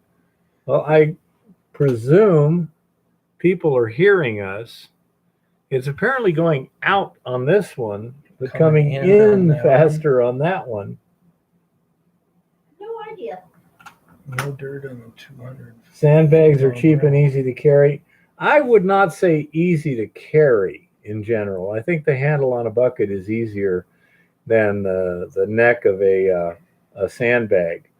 Sandbags do work, but Terry says we're doing okay here. That is so weird I'm not sure, Jeff. because this live chat hasn't updated over I here guess, I'd almost in have 5 to. minutes. I'm having a hard time picturing exactly what you're at, but Sounds like a I mean, leveled you off know- waste. It sounds like a leveled off waste dump of some well, kind. that's what it sounds like. But he said there's no dirt in it; it's just rock. So, Well, that's bizarre. well, they did some weird things in the old days that were pretty creative to move materials, or some cases they even ran flumes down the drainage. So the flume was up above, they'd run the water over the top of them. And some of those were even long john sluice boxes where they shoveled the gravel up into the boxes above them. And they'd have a box that might go for an eighth of a mile. They had all different, 100 people shoveling into that sluice box. Oh yeah, Dean, masking tape, bad idea to mark buckets. It can come in handy at times, but it's not reliable. Another thing is, if you take a, let me see, I should have. Permanent marker will fade after a while too, but Here you have a bucket. Yep. And it looks like a perfect area to mark there. The problem is when the buckets are together, they that's rub. what they first. So you write underneath that or up in here, there. Yep. something like that, and that way you'll get it. One time my brother was marking buckets and he did it on this, and yeah. By the time you get home, they're all rubbed off. Yep, exactly. Yeah.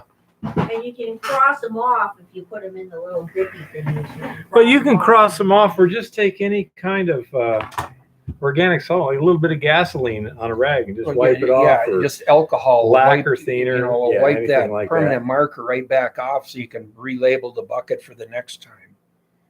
No logs, just rocks. A yoke can be handy, absolutely. I tried to use my walking stick as a yoke and it just didn't work. And Chris wants to know any log upended in that pile. That makes perfect sense. That would be like a pivot. No logs, just rocks. Mark inside the lid? Nope, because the lid comes off. Yep. If it can get misplaced, it will be misplaced. Mark on the bucket. Always return the sample to the bucket. Like when I'm crushing, part of my procedure is once I've got it crushed, it goes back in the sample bucket that it came from. Don't forget If to I'm put an exemplar rock in it. And if I'm doing a split, if I'm splitting it down from there, after the first split, because you go from the sample bucket to two empties, Yep. you take one of those, put it in the sample bucket, put it in, and then go from there. Because otherwise, you wind up with a sample bucket over here, Empty, and you're like, and then what's two buckets yeah, over there. Where yeah. the heck did it go to? The question Oh, the absolutely. BLM mining claims they're Argonaut had. They will be on the assessment year, Argonaut, and that is according to BLM regulations. In the case of your small minor exemption or your claim holding fee, I believe that has to be paid or done by August 31st. Yeah, September 1st. And That's their annual. If you September do 1st to September 1st. if you do a small minor Yeah, waiver, you have to get it on August 31st. That's Yeah. got to be in by. no, if you do a small minor waiver, that's Right. the August 31st thing. But then you have to file an affidavit Affidavit of of work, assessment work right. afterwards. That was due by December 31st. Okay, Okay. end of the year. So you have to look, and they can change those regulations. As a matter of fact, the reason I write for the California Mining Journal is because years ago, I went to BLM in Phoenix to file my small minor waiver. And they looked at it and they said, that's the wrong assessment year. I go, what do you mean? It's for assessment year such and such, which was essentially next year. Right, the coming year. And I said, wait a minute. It says right here, I have done this work for assessment year such and such. Now, how can I have done work for next year? It's impossible to say I have completed something in the future. Right. And they said, no, that's what you got to do. And I called up the California Mining Journal because I know they've got people who, do this stuff. Yep. And they said, yeah, they did that. But I mean, I'm looking at this going, anytime the BLM wants to disallow a claim using a small mining waiver, all they got to do is say, how could you have done the work for next year when you filed this waiver? That's impossible. That's temporally impossible. Because it's. See what I'm saying? They're requiring you to lie. Under penalty of perjury. Under penalty of perjury, Yeah. yeah. Oh, yeah. Yeah, they got And so you there there. he was talking to the dude. And yes, Argonaut, they will expire. Trust me, or they will be voided. Trust me. Yeah, they'll void them. On the They can slightest void thing. them anytime they want, the way I see it. They voided Bears claims. Yeah, we had Yeah. problems the last few years with them playing that game too. That's why I hesitate to give them money. Well, in order to hold them, you have to. Alan, here you go. Hard Rock. And if you have a problem writing that down right now or whatever, you can always scroll back and freeze frame it if you want. But anyhow, that is hardrocku@outlook.com. Yeah, enter it in all capital letters in the chat so people can find it. In all capital letters. That's usually what I do because that way YouTube doesn't have it. Oh, it doesn't link it? Yeah. Okay, so I'll try writing it down here. Hard Rock U at outlook.com. Okay.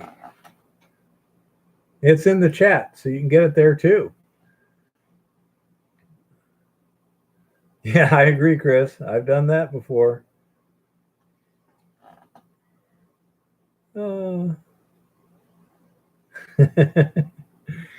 But anyhow, yeah, then while I was talking to Scott Harn on the phone, he said, "Have you ever thought of writing for us?" And I hadn't.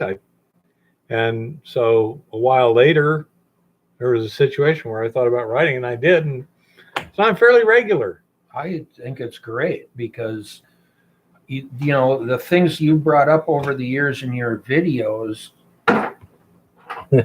and showing guys how to make calculations and things like that, it is so needed because in this community out here, yeah, you can read an article on, you know, the guys going metal detecting or panning gold or high banking or, you know, dredging or whatever, but there's so much they leave out about the prospecting. How do you prospect Well, you it? know, How do you figure out, am I wasting my time here or do I need to put in a little more time? You know, you could get some pictures of things like herringbone. I'm gonna this summer. Then And we'll keep building on this. I can help you if right. you need, or you Yeah, can do it all yourself. no, Whatever. and I figured Eva's a real good writer. even someday we could just get out here real soon and drive around and get some of those pictures and maybe a little video explaining why this would be an area to look. Another know, good article would be the one on reclamation. You said that Yep. project did Yep. real well. Okay. Yep. Argonaut. It's been a bit confusing. Then ask questions. We don't want you to be confused. We want you to be informed. Yes, it is confusing at first, among other things. If you're not highly familiar, we're using terms that you may not understand, in which case it just comes out as some kind of foreign language. So if you have any questions, just ask. Yep. If it's a more detailed, complex, specific question or something, and you don't have time or whatever now, you got my email address now. You can always send me an email. Patrick, yes, that's actually how Keith and I met. Is he was doing his video stuff in Arizona, and he was going to be coming up here. And I think at one point I reached out to him earlier before that because I had some questions on some hard rock things I was doing. But I had asked Keith, if you have time, can you go look at one of my hard rock prospects? Because I like his sampling technique, especially when he gets to his micro fine gold and stuff. That's stuff that Did you ever I have those never assayed? No, I Okay. still have. I got a bunch of assays that still have to go in. There's no end. It's a money thing. You need a lot of money. Yeah. Well, you see, this is why But- Air has to get trained to be an assayer. Well, I would love to. to. I would love to set up an assay lab here somewhere. You know, just because there's nobody here to do it anymore. Yeah. We used to guess it was have- one in We Winston. did have an old guy over here in Deer Lodge that passed away a number of years ago. That was pretty fast, just for, you know, if you wanted to do a quick couple of assays, and he was reasonable, good guy, but there's nobody left here, which is surprising considering yeah. we're sitting in some of the best gold country in If this we part of ever the lower If we 48. ever get But the money, I will happily be trained for this. I like chemical stuff. even just to compel a little bit of ore and just to see is there some gold or silver that'll compel out of it. But and I've played around with smelting and doing some stuff over the years anyway. So, and I poured a lot of my own gold bars with my fine gold and stuff. I would just pour it into Dory bars. So I mean, to get a little farther into it, I just think would be beneficial, for what me and the guys that I know around here are doing. Lexington 296. What are some of your favorite locations, geologic features to study? I like studying old mining districts, basically. It's not so much the specific geology. I like to be out away from people. That's usually not a problem in mining districts. Yep. I like the temperature to be nice, which is much better here than it is in Tucson. Yeah. But aside from that, I find just being out, usually you're in the mountains because in the valleys you can't get to the rock. So in hard rock deposits, it's almost always in the mountains. Placer is kind of the same thing that, a lot of your placers in the lower drainages, the lower part of a drainage could be buried by, the gold that you really want to see in your hand or in your sluice box is 50 feet below your feet. Yeah, if you're lucky. So metal detecting there is just not going to be beneficial in most cases, short of a side hill or some drainage coming into that. But so in most cases, to really find gold, you either need to get up in elevation closer to where the gravel's washed out, but the gold stayed, or someplace somebody's already dug. Yeah. Or when you get into a floodplain, you're not going to get much gold. No, it's not that there's didn't not. make it that It's far. not. Well, in some cases, it's not that there isn't gold there, but you get in the lower end of a drainage or out on a alluvial fan, the gold could be 150 feet deep. And it's not that it isn't there. It's just there's no way that you're going to get to it. Well, in El Boludo and La Cienega, Mexico, that's basically what it was. It was, the mine I went down was about 95 feet of shaft to the bedrock. Yeah. And then there was like 40-foot wide tunnels along the bedrock where they'd restacked all of the cobbles, right, and hauled out the rest for processing. And they were running 1/10 of an ounce to the ton in the cemented placers there. Yeah. La Cienega there, fairly close by, it was a potato patch when the Spaniards found it. Mm-hmm. And it was not unusual to pick up like 5 ounces Right. of gold a day, just walking around and picking Pick 'em stuff off up the off the surface, ground right, where the wind had winnowed it. right. Yeah. But that's the thing. It's elevate to get to the gold that's there. Okay. Pascal Omo Tuku says, what is the standard particle size to set up a column test?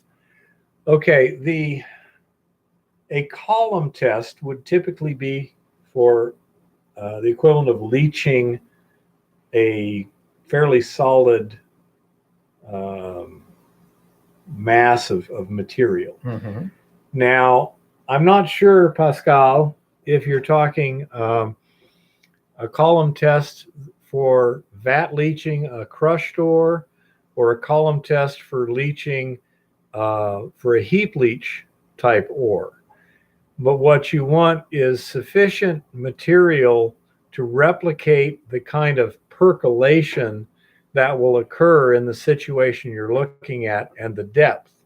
For example, if you're doing a heap leach simulation, you'd want the column, let's say you were going to crush it to 3/4 inch minus or something, then probably a 6-inch column would be fine.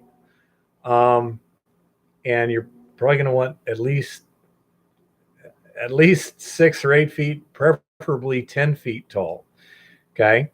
On the other hand, if you're doing a 4-foot vat leach of finely crushed rock, probably a 2-inch diameter column would be adequate, although 4-inch would be better. But again, you're trying to replicate the physics of what actually happens in the larger situation.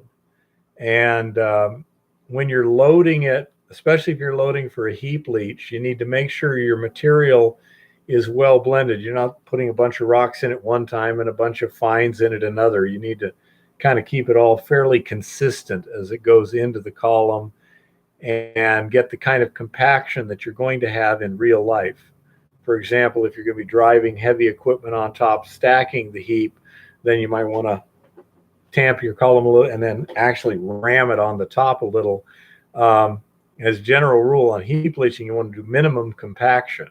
So basically just pouring it full and then just, shaking it a little bit to get a little bit of compaction to minimize what they call channeling. That's where you have a bunch of larger particles in one spot so the solution can just run right down.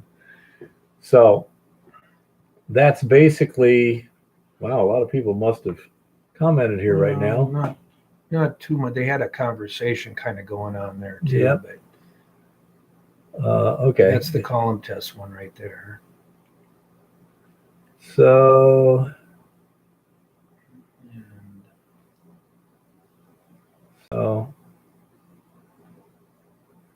anyhow, Pascal, I hope that answers your question. If it doesn't, then ask another question here so you can kind of clarify what you want to know and we can get you straightened Chris out. there brought up a good comment about, the compaction in that test. Well, the channeling Yeah, right. opportunities. Yeah, Right. that's what I'm saying. You got to make sure that the material is well blended so you don't have a bunch of coarse material in one spot that'll Yep. allow it to just go right Drain through. through it without pulling out the Yeah, if you start pouring your solution in the top and it's just running right out the bottom, yeah, not good. You do a little vibration, tap it on the side, whatever, to try and block the channel off.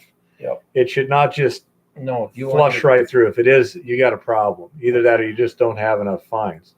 If, say, you've got a hard quartz and you crush it to 3/4 inch for a heap leach test, Yep. and then you pour it in there, And it runs right it's out just the going to bottom, run right through Right, because it you won't just pull. don't have Yeah, enough it fines. isn't going to pull out the material You're looking probably not going to get a very good heap leach of a hard quartz if you don't crush it a lot finer than that. What you don't want to do is crush it to where you have so many fines that it won't percolate at all. If again, let's say you have a hard quartz, which would be tough for a heap leach. So you decide we're gonna crush this stuff down to 20 mesh, and then we're going to heap leach it instead of tank leach it. Well, the problem is you may have enough fines that it just doesn't want to leach. It just kind of wants to run off the top or whatever. If it percolates fine and you still got good slope stability, it doesn't turn into mud and just squish out, that might be pretty good. It wouldn't surprise me if 20 mesh quartz didn't leach fairly well. But there's certain other rocks, if you tried crushing it like that, you're just going to create layers impermeable layers. Right. You have to, the mix So- has to be right. That's one of the reasons you're doing the column leaching, to tell it what your recovery is going to be and what your percolation characteristics are going to be. Yep. So you can get a good idea. Let's say with a heap leach, you're probably going to want like 6-inch columns minimum.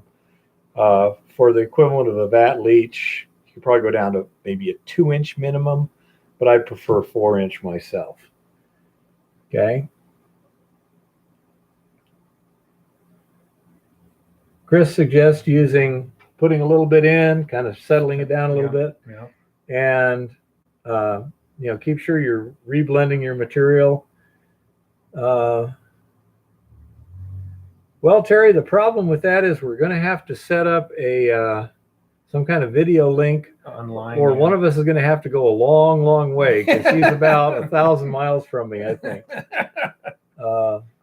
Good idea, though. Chris needs to be on here sometime. Yeah. Yeah. But yeah, that's exactly why you do the column test, to determine what works and what doesn't on a small, simple scale. I would like to get more people on here that we can interview. But it's not, for those of you who are not Pascal, it's not for an agitated leach. That would not be, it's for when you're you're putting a bed of material in and then running solution through it. And so, you know, it's kind of It's a testing difficult to procedure, do a 20 really. foot by 20 foot by 4 foot thick test. But if you take 4 feet in a 5 foot piece of pipe, that's a much more reasonable thing to deal with. And you can have a number of different ones, for example, different crush sizes, and set them up differently. In the heap leach situation, you can run, as I said, fine material can plug things off. So there's something you can do called agglomeration. If you take and mix a little bit of cement with the material and then a little bit of water, you don't turn it liquid, you just get it damp. And what does damp stuff do? It clumps together in a porous thing. Yep. Then you let it cure. Now what you've done is you've created porous particles, you know? Yep. And that's what agglomeration is to do. So these are the things that you want to test them on a small scale, on a high speed, low cost basis. So when you put your 500,000 tons on the heap, you get your best bang for the buck. That's not the time to decide you've got a problem. Trust me.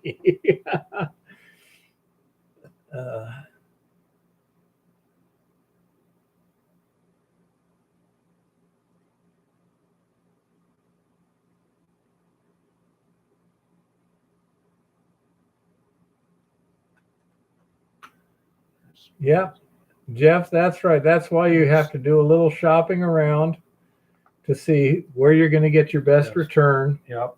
on your gold. Yeah, that can be a little bit of a bad deal sometimes if you're not. Once you understand it, Jeff, you get smarter. Yeah, Chris, and you can also throw in a little lime there too if you want. That's a good time to neutralize your ores if you're agglomerating. It's a fairly common process. Bring your pH down. Yeah, I know. It's higher. Lime. Higher. Yeah. Yeah, higher Excuse pH, me. more alkaline. Wasn't- Exactly. Yep. So for those who aren't looking at the comments, Jeff was talking about different So refiners offering different prices for the exact same gold.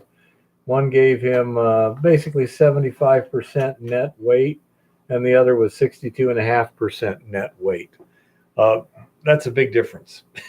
Always Yeah, have to shop yeah. around. Yeah, You know. every dollar counts in this project. Yep. So anyhow, I hope that helped Pascal, and I hope everybody else found that interesting. That is one of the things I am fairly familiar with is heap leaching. Yeah, well, that's Yep. And if they would have, that's the whole idea. This is bringing our, our talent and expertise to help.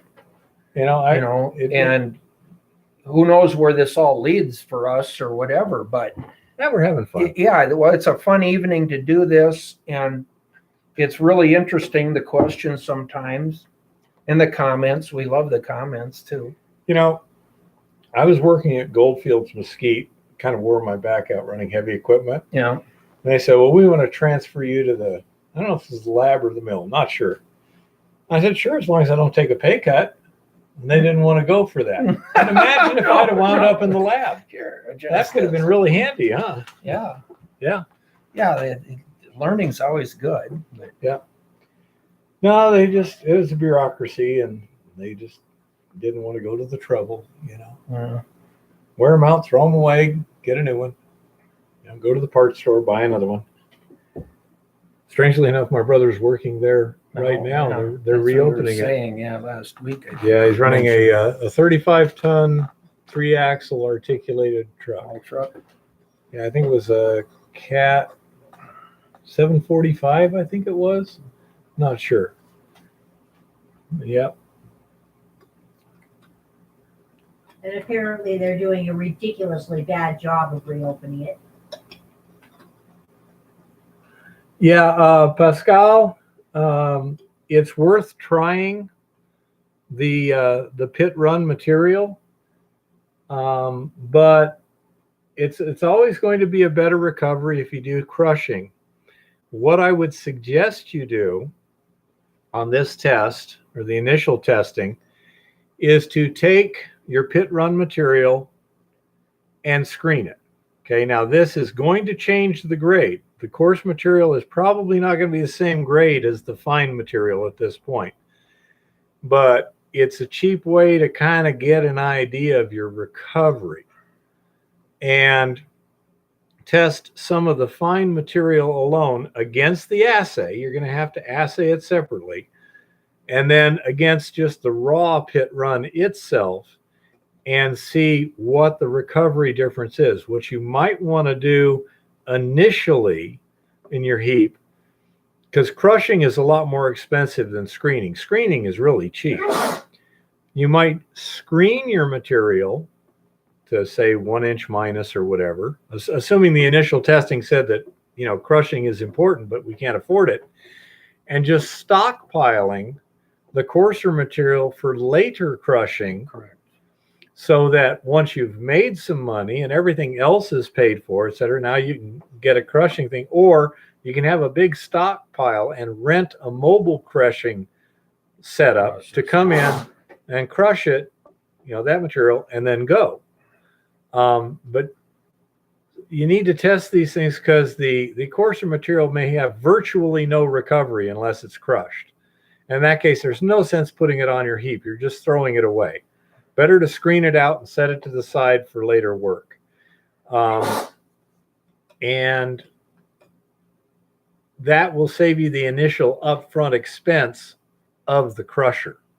Another thing that sometimes can be extremely helpful at a relatively low cost is if you are blasting, basically hit it harder.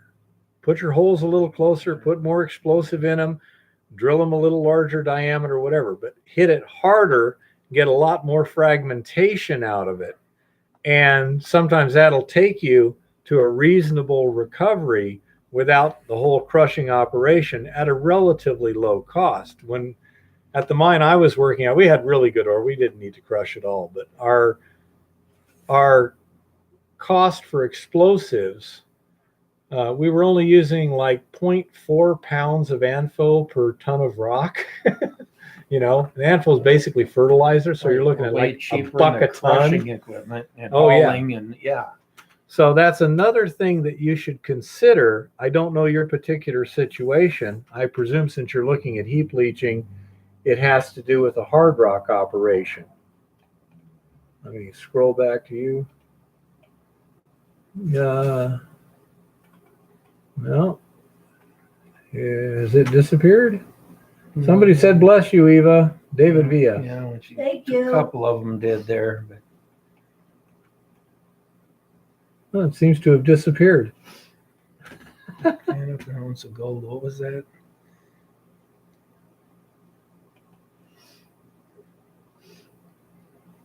Oh, there we go. There it is. I found it now.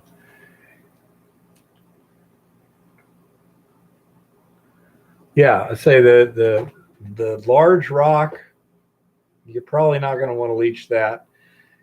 If it's so low grade that it doesn't matter that much, you're just going to save all the expenses of leaching it.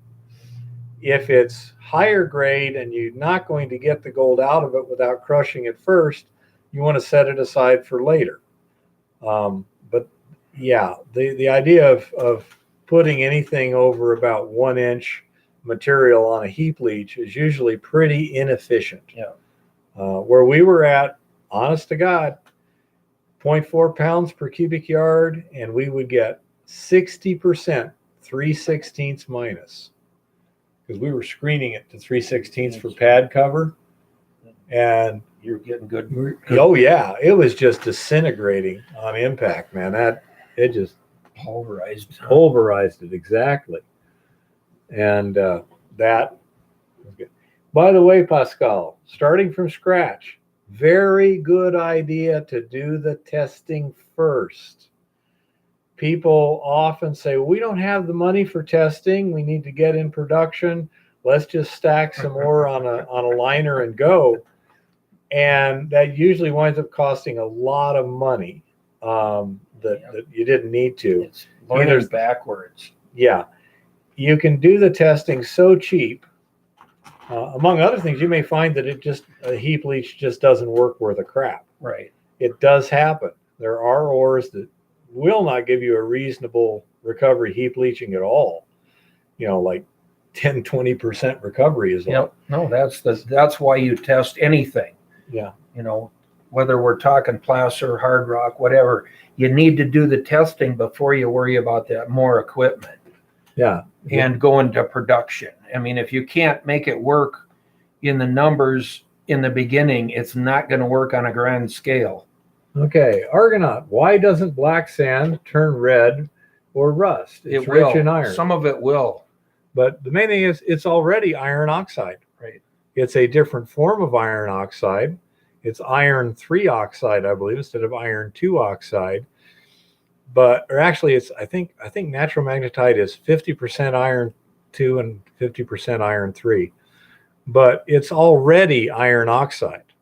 And so it has to further oxidize an oxide. Right. And that's why if it's you so put it in slow. a bucket and you leave it outside for a while or over the winter or whatever, it will get a rust. The rust will show up in it. Yeah. And as Keith said, it needs to oxidize further in order to start to show the rust again. I'm losing track of the comments here. Okay. That's not good, Bear. It wasn't so much brittle, Chris, as it was pre-fractured.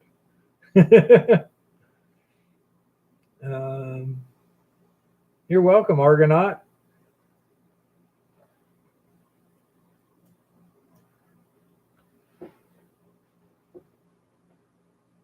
No, there's a lot of side conversations going on here.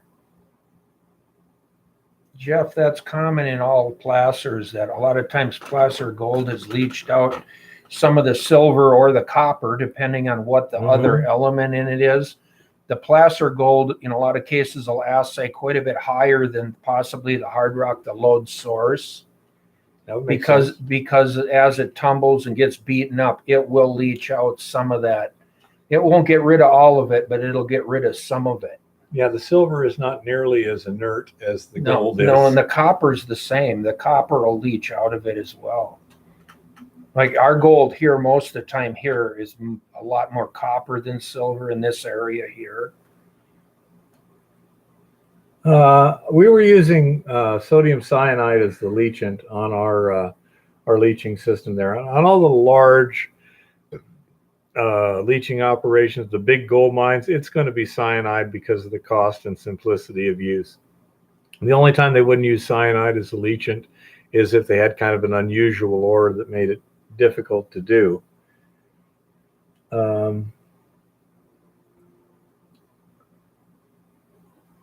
Let's see. I wish they sold micro Sierra blasters to loosen up my hard pack in my river. Regular Sierra blasters are too much power. I don't know. Couldn't you cut the charge back, Terry? A smaller charge? Well, they come in a pre-made Right. charge. Couldn't you cut it down though? Yeah, you can't really. Yeah, I mean it's an assembly. It doesn't have any way to get to the charge without trying to. Okay. I'm not sure. You I don't was just cut wondering. apart something like that. You could maybe use primers, or I'm thinking you could use a Ramset type gun.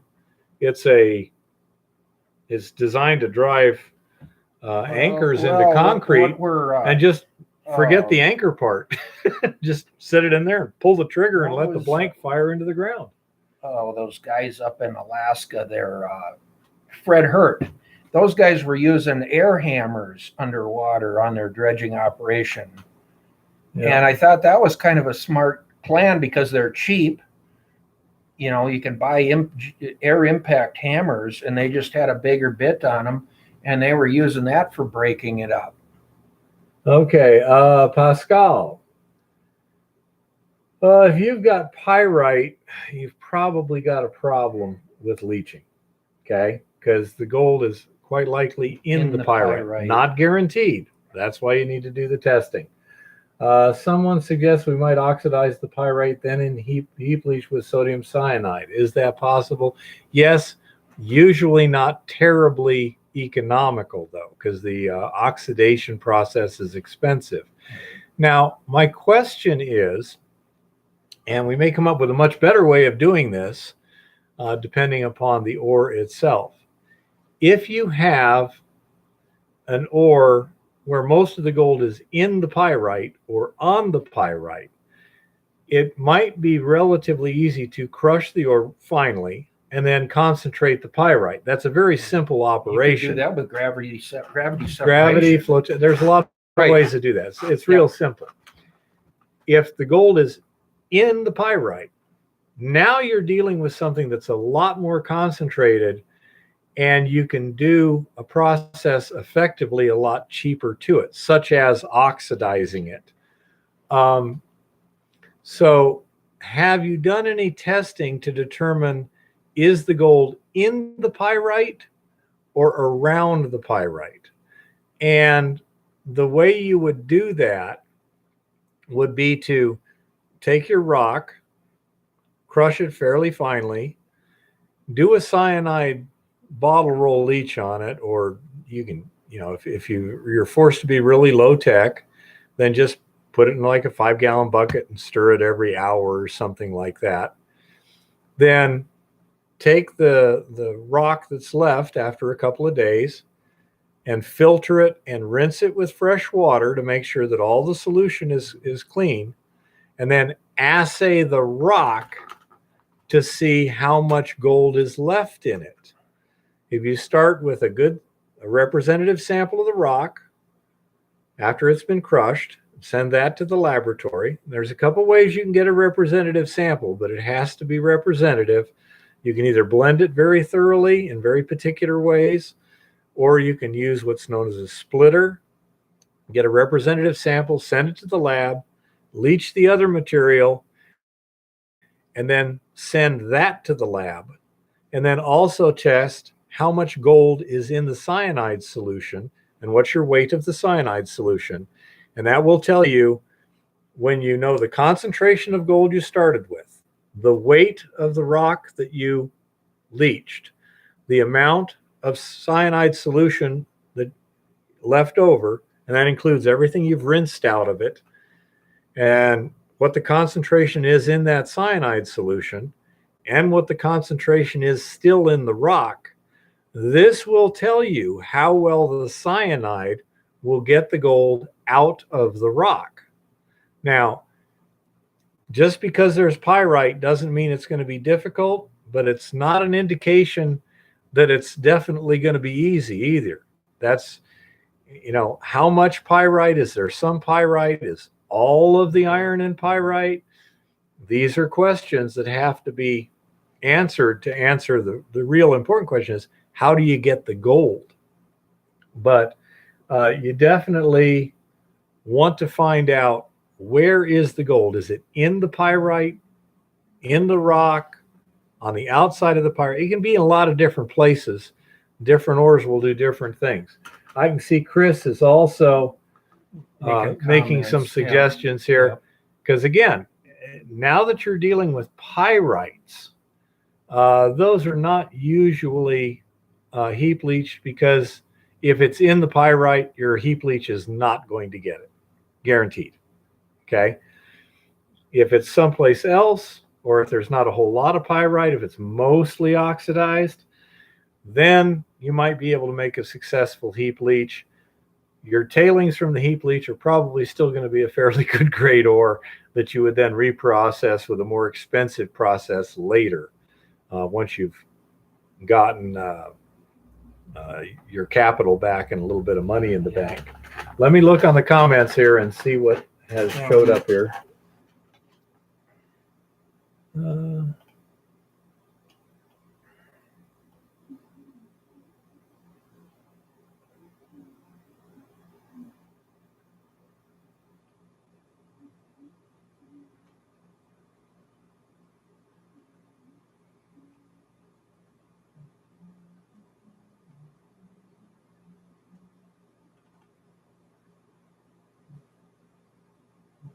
Okay, if it is encapsulated in the pyrite, you can forget heap leaching.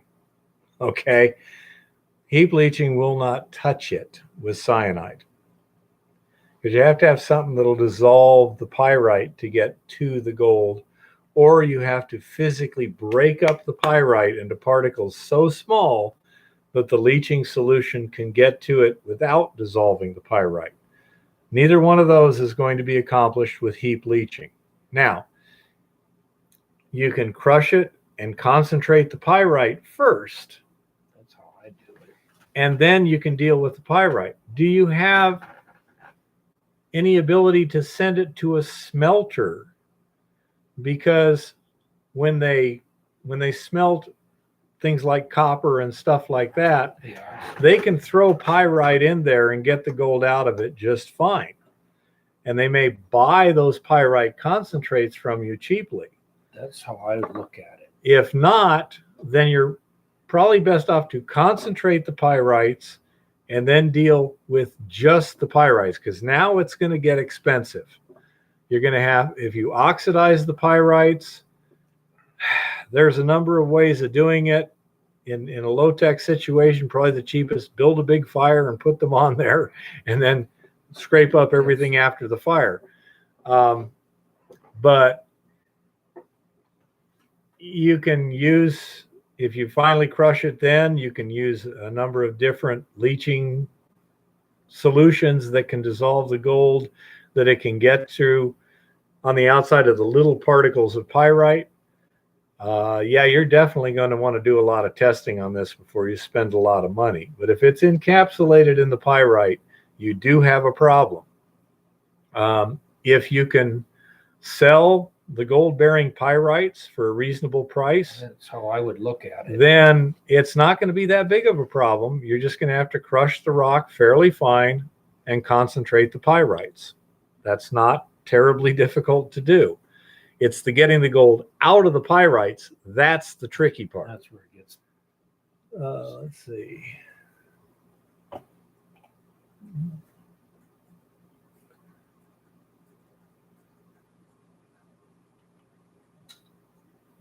So anyhow, yeah, if it's, the word encapsulated means surrounded by, and yeah, you're not going to be able to get to it without oxidizing the pyrite or something else. Or smelting.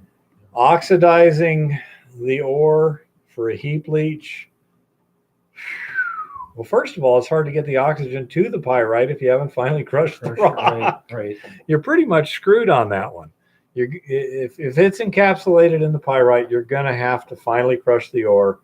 And once you've done that, you might as well concentrate the pyrite to get the gold. That's how I would look at it. You may So I very would- easily be able I mean, to. even start with an impact mill, concentrate it, and then gravity separate the pyrite, the heavies out, which you could do basically with a sluice box. Then take your concentrate at that point, and if you created enough of it, you literally could ship it to Germany or Israel or to somewhere to have it. Depends on the grade, but yeah. Right. But they could buy the concentrate, or they may process it and charge you a processing fee, and you could have your metal back. Well, question. You know, but so that you know he's that. in Somalia. I don't think Right, the well- taxes are a big issue. Okay. Well, it would have to probably go to smelting or something. Yeah. Some form of it. As I don't know where the smelting is available there. But a real important question, Pascal, is what is the concentration of gold in the ore, and approximately how much of the ore is pyrite as a percentage? Is it a couple percent pyrite? Is it 50% pyrite? And what is the concentration of gold? If you can give me those numbers, I can give you some better advice here on what to do. Philip, crushed pyrite, use a Whiffley table with mercury? Man, that's kind of a weird way, because pyrite won't stick to mercury. It would only be the little gold particles sticking outside the pyrite. Not to mention mercury is like hazardous. Yeah. Now, Well, Chris you is can suggesting use what's it, known you as just need to do it in control. bio-oxidation. And what that means is you can basically take the heap or whatever and keep it damp with the right nutrients in it, and bacteria will actually eat the pyrites. But it takes quite a while. We're talking months to years. So, Kicked back for some reason. yeah, Sounds pretty cool. yeah. Yeah. Pyrite eating bacteria sounds cool. Well, if they crushed the but- pyrite and used a Whiffley table with mercury, they were going to try a cyanide There leach. must have been free gold in that. Yeah, to there was do free. that That's or what he something. said. Yeah. He said free mill. Yeah, and then doing cyanide would typically get more recovery than that. Again, even better if you could is to oxidize the pyrite and then leach it. That would probably give you your best recovery. Oxidizing pyrite is not the easiest thing on the planet to do. It's not hugely difficult, but it creates a lot of sulfur dioxide gas, which is not very healthy. And roasting pyrites takes a lot of energy, takes a lot of heat.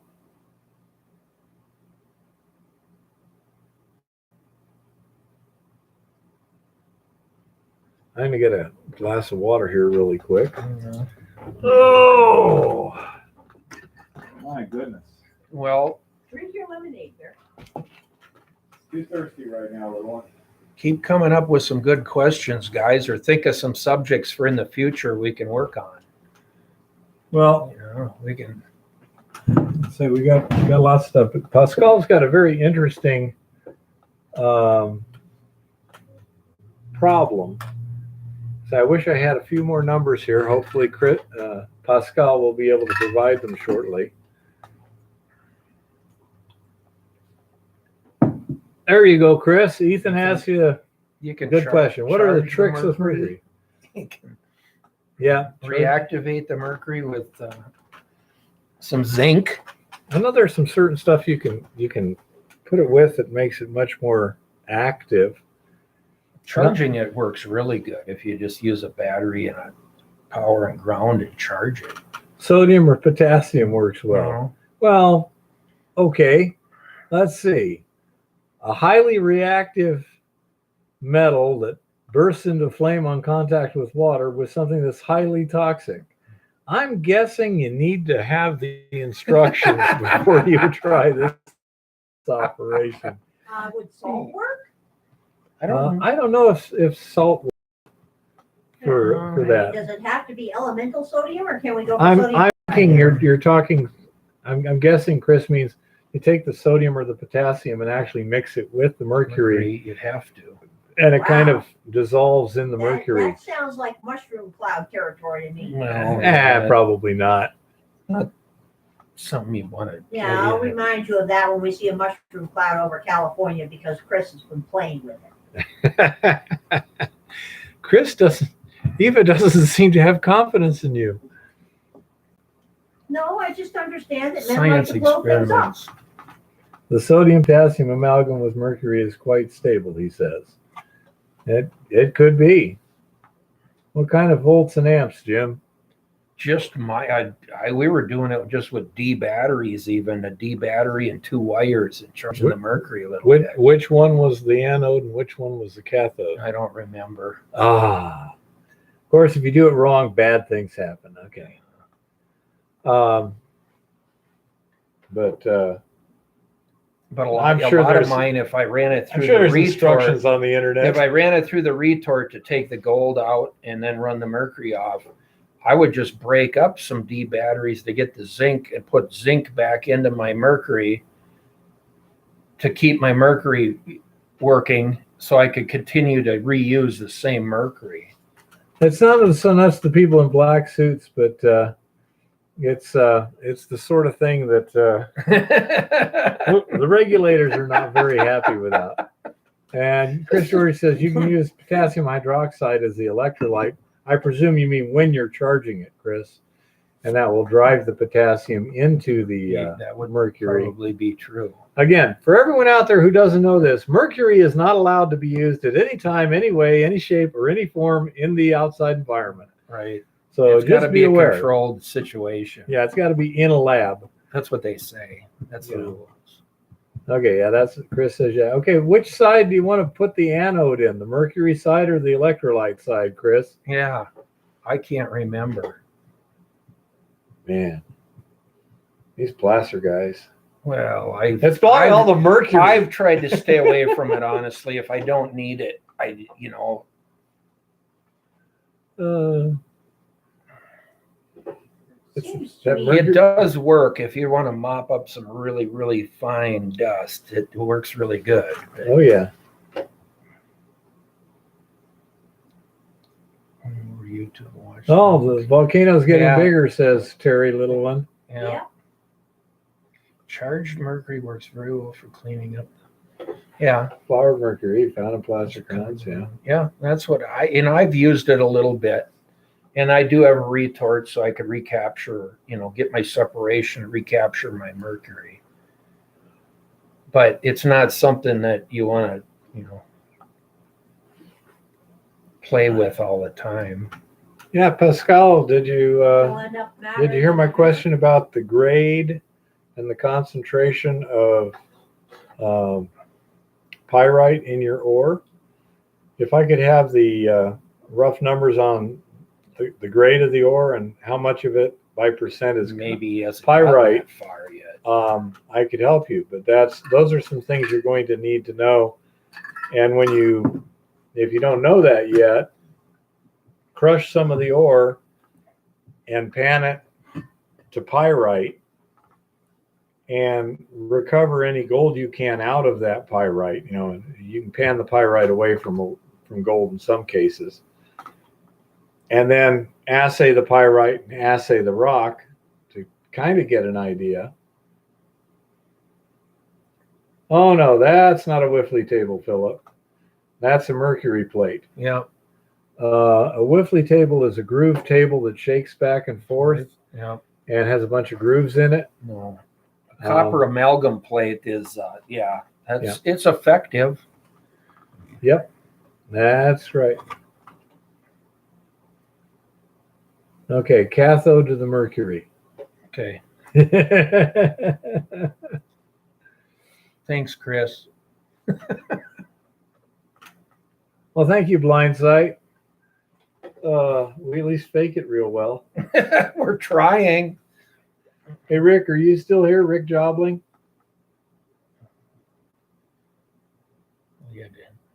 He's in tomorrow. He probably had to go to work already Some or kind come of home from future work. space-time continuum or something. Right?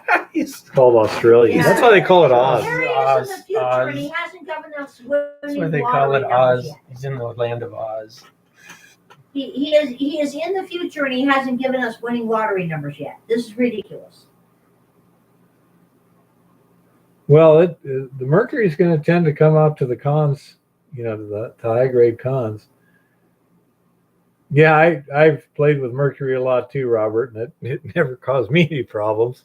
You're madder than a hatter, Bear. Well, when you're, if you're smoking it off or something, you do not want to be where you can breathe it.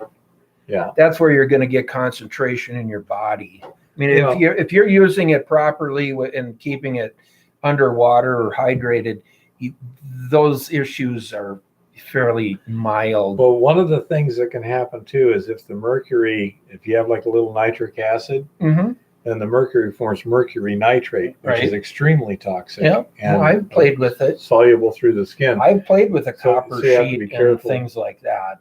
Yeah. I've done some of that. Yep. So, you got to handle it correctly and use gloves and stay safe. Yeah, there's like anything else, there's procedures that'll keep you safe. The problem is when people don't.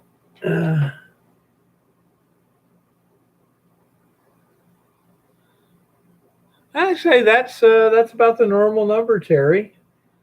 In the mid to upper 20s has been what we've had the last few times. Thank you very much. I think the one night we actually had 49. But it's great if you guys can keep firing questions and we can keep finding these subjects. Pretty neat. Okay, Pascal, what I'm reading her is that you got 3 to 4% sulfur, which means you probably got about 10% uh, pyrite or better in order to get the 3% sulfur. But your grade is only 0.01 ounces per ton fire assay. Now, 0.01 ounces per ton is not going to be rich enough to make money. Okay, it costs too much to process it, especially when you're dealing with stuff like sulfides. Okay, to deal with sulfides, you're going to need a minimum of like 1/10 of an ounce to the ton, because you're talking processes that'll cost tens of dollars a ton, maybe $100 a ton, depending upon what you're doing to process the ore.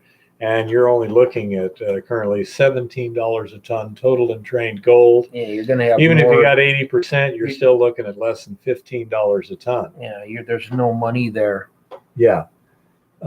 So if you have that low a grade, I don't see how you're going to possibly make a profit on that.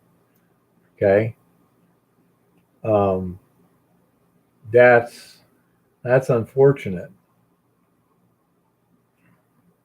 But I'm not going to bullshit you. If that's the grade, and it might be a typo or something here, but 0.01 ounces per ton, even the big boys can't make money on that. That was our ore waste cutoff.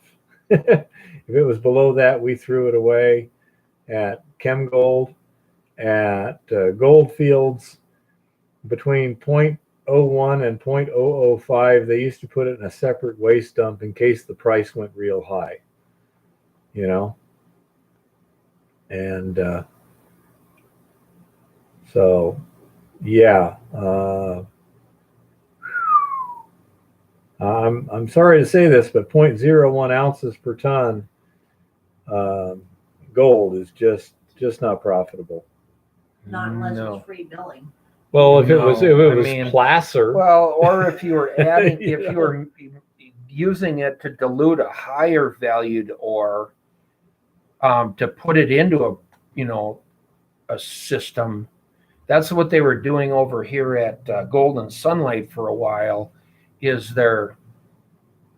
had some real low grade ore, and they were taking and blending it when they're milling with some high grade ore, so that they still had economic numbers in the stuff that they were leaching or processing further. But yeah, that's just not a good number. no. Okay, Terry, the new night. Yeah, I mean, we've got people that want to see what we're doing. I'm pleased, that's for sure. Yes. You know, It's great that you guys found us. and I appreciate everyone, showing up.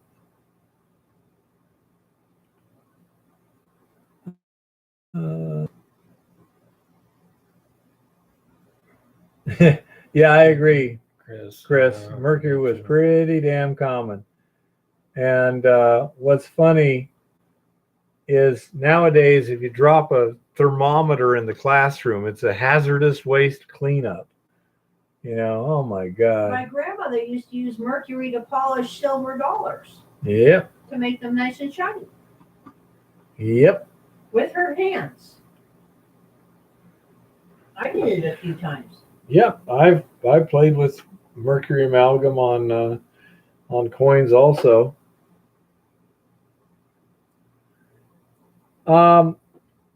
Jeff, sometimes, especially in a milling process where you're running it through like flotation or something like that, the process is designed and adjusted to work in certain parameters. And so if you run too rich, then it can't collect it, because the collection systems are designed to pick up so much per hour, and it's got a lot more than that in it.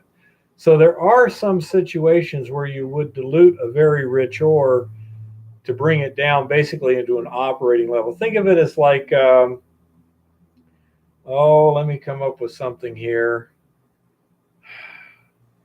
Well, like alcohol. If you're going to drink alcohol, you don't want it too much, or you're not going to be able to drink very much. So you got to dilute it to a drinkable level. Even though it's much more concentrated here, that's not necessarily a good thing. That'll be an interesting test some night. You see, it depends on what level. No, of like drug Chris you are. just brought up, it's about grade control, and that's what Keith was saying, is they try to keep it in a parameter that they know they can get, 98% Well, recovery. Your chemicals are And- adjusted for a certain level of consumption. Right. And if you've got, well, let's say you're trying to float chalcopyrite, okay, and it's got gold in it. Well, if you go from 1% chalcopyrite to 50% chalcopyrite, all of a sudden you got to slow everything way down because it just can't recover that much chalcopyrite that fast. You've got to add more chemicals. And trust me, you do not slow down a 1,000-ton-per-hour ball mill. It doesn't happen. It will do its job at a particular speed efficiently. You slow it down too much, and bad things happen. You try and speed it up, bad things will happen. Don't worry, you can't do either because it's driven at a particular speed, and that's frickin' it. They know exactly what gives them their best thing. And Right. so if it was too rich, and over at the Twin Buttes pit south of Tucson, they had ore that was running over 50% chalcopyrite. Mhm. One of the things they had a problem with is you could easily crush a haul truck with it because you'd have a 200-ton haul truck that you could literally stack 400 tons of ore in. it, the weight. So Yeah. as soon as the load driver could see the material in the truck, he had to honk it out. Otherwise, he would break it. Right, overloaded. Yeah, everything is designed to work under certain conditions. And if you exceed those conditions, sometimes you lose a little efficiency. Sometimes you have catastrophic failure.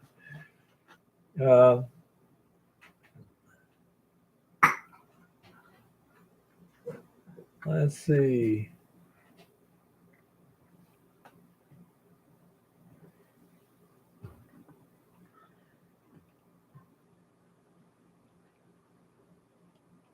There's a lot of ways to get gold out without mercury. Yep. With the regulatory hassles you can wind up with,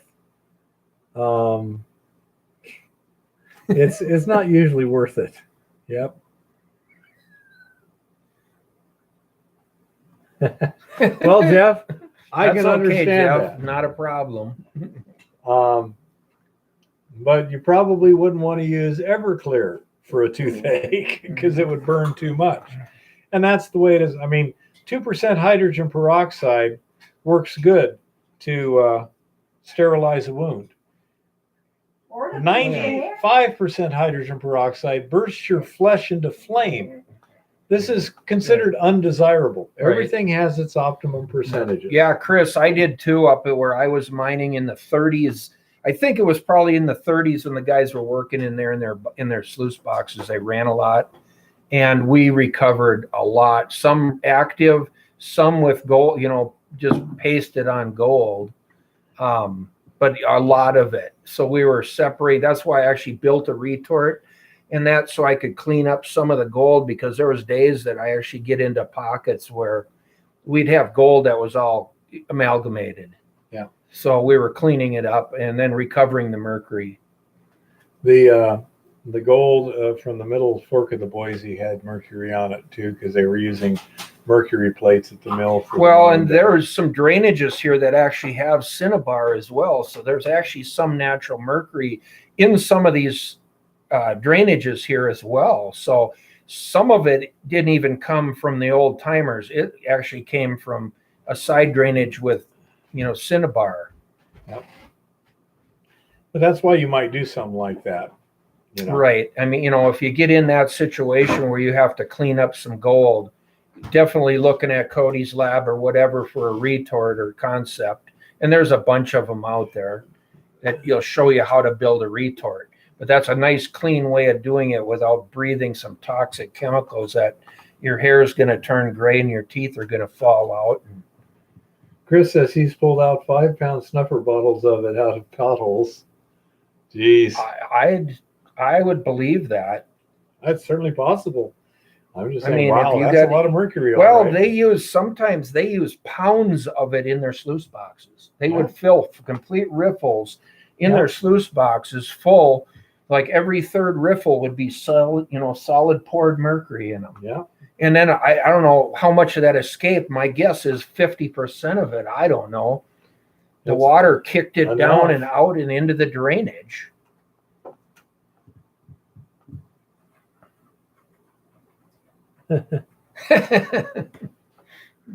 I've had more stitches in my head than many people have had in their whole body. That's what that is, I right kept, there. kept landing on my head when I was a kid. Using my head like a pile driver. Well, that What? explains it. Yeah. One Yeah, time, That's why I'm probably the way I am. me and a couple of friends in junior high school had been put on kind of restriction because we were getting too rambunctious on the playground, right? Yeah. And in this case, they had it was a big flagpole, it's typical school flagpole, with anchor bolts. And then it was in about an 8 or 10 foot diameter concrete slab that acted as a bench, around a circular bench. Well, the teacher went around the building. Somewhere else. And I don't know how I did it, but what happened was I wound up sliding headfirst into one of those anchor bolts on the flagpole and This splitting is my where Bear scalp says, no open. shit. Yeah. And A typical Montana saying is, "Here, hold my beer and watch this." yep. So that I've had more than a few stitches in my little noggin here, but again, it didn't have any effect on me whatsoever. Yeah, right. Man, my You're telling stomach looks yourself like that. I've been in a Yeah, fight with a right. Viking or Yeah, something. right, there, you know? yeah. Ugh, you should have seen that. He got me with his dagger, but I took him out with my sword. You know, my claymore upside his head. You're Shalala. No, it's a claymore. But anyhow, Not Carrie. yeah. Let's see, what is it now? The open heart surgery. The scar doesn't show much. I mean, really, it doesn't show much at all, No, does it? that healed. But I had They keep cutting you different the directions. cancer so- surgery got about 7 holes in me, because they make those little holes. Yeah. And this one was 5 holes in me. It's like, man, it looks like it took a, load of buckshot. Shotgun blast. Yeah. Yeah, but you should see them. Anyhow, do we have any other questions here? I was really glad we were able to inform Pascal. Unfortunately, that's not the kind of news I like to give someone, but it's better that I presume they're running a fairly Well- tight budget. Could be like a little village or something like that. So if they were going to spend that kind of money, Yeah, that test result in there a was low, not that I wouldn't keep retesting possibly, In but a- that would not be a test result that I jump yeah, on. you need to get some assays that look a lot better than that before you do anything else. But that's it's not a fun part of my job, but it's an important part of my job, is keeping people from wasting money, especially people that can't afford it. And that's such a sad thing when people with very little resources spend it to try and better themselves or achieve a dream or whatever. And then it winds up just being thrown away because they didn't have the knowledge to understand what Well, it was. that's that part of was what brought doing. me on here to come and talk, because I've seen too many guys go buy equipment to go placer mining, and Mhm. what a good way to blow a lot of money and then realize that you don't have the right equipment for the ground you're working on, or they didn't test. And you've seen this on the gold shows that are on, cable and that. They go mine something and spend all this money and then go broke because they get 3 ounces of gold for this season, because they didn't test the ground. They didn't have no idea what they were getting themselves into. And it's like, First season of Gold Rush. you're better off to spend $10,000 on testing and find out that it isn't worth mining than to spend, $250,000 on equipment and mobilization and get to a site and then start mining it and find out there ain't enough gold there to pay for the diesel fuel you're running. Because now you're really in deep.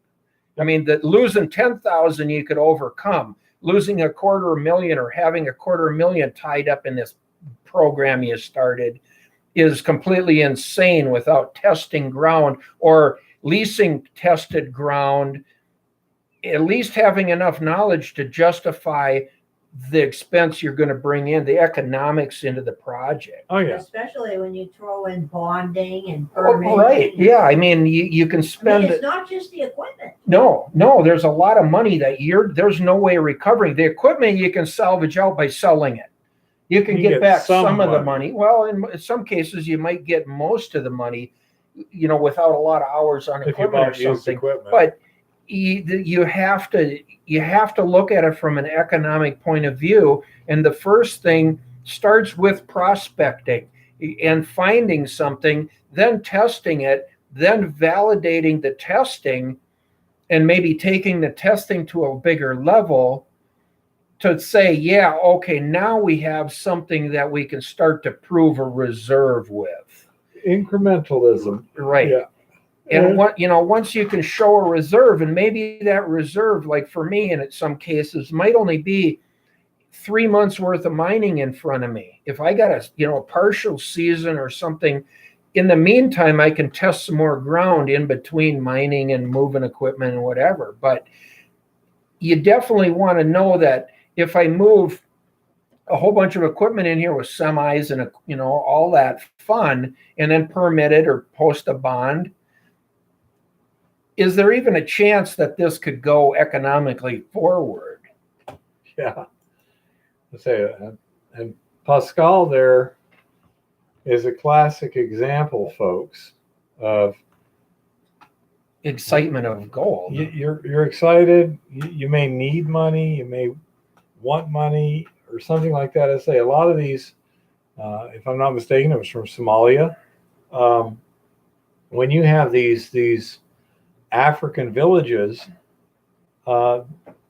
this can make a huge, huge difference in their life, their lifestyle, community. their quality of life, all of this stuff. And so it's really, really important to them. And I understand that. This is why I try and help out when I can. But the worst thing is to spend money to get nothing.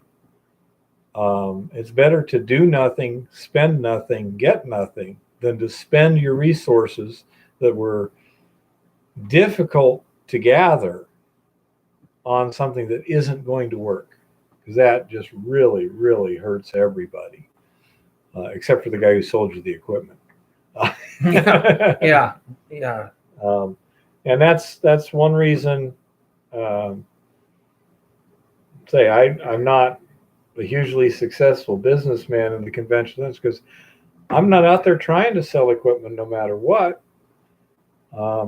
We got some people here that are interested in plans, which is great. We got Jimmy who wanted a crusher, who I'll have to talk to. I haven't seen him show up tonight. And then, I mean, the plans are relatively inexpensive.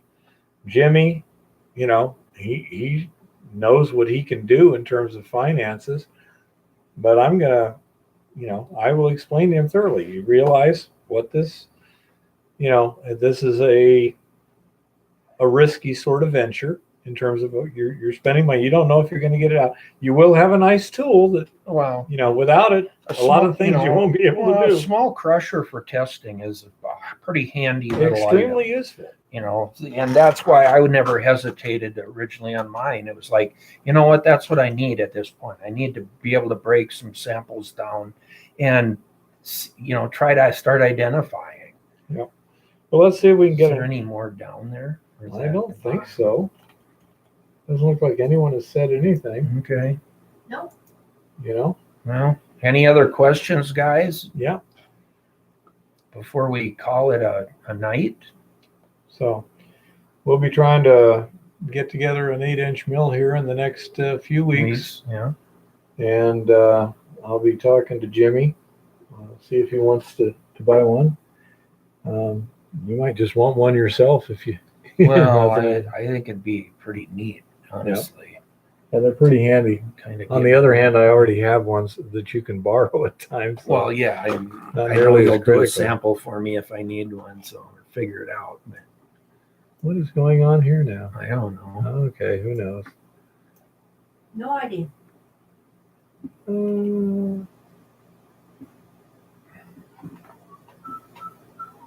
There's some I don't.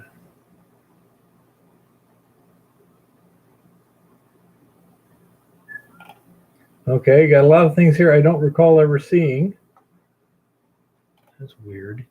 Yeah, you gotta pay more attention, man. No, it's not No, there's a showing bunch of up. questions. This one here hasn't had a damn thing No, it show hasn't for an changed hour. in an hour or better. Yeah, it's YouTube. I don't know what it is. Probably.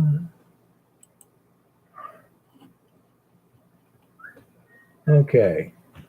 What I'm going to try doing here is shutting this one down because it may be confusing. No, I just hit down on this and she just jumped through a whole bunch of stuff that wasn't coming up. Weird. Yeah. Have Oh, you been you exposed do to the have green light? refresh the screen occasionally, guys. You know, as in push the. Didn't have to in the past, do but the anyhow. cursor. Let's see. Okay. Ball zippy or whatever it is. I can't understand. Here's my email address, hardrocku@outlook.com. If you want to write me, we can discuss it. The next session will be Monday at 6 o'clock Mountain Standard Time. Right now, it is 9 o'clock Mountain Standard Time, Pascal. So that'll give you an idea. 3 hours earlier than right now, next Monday.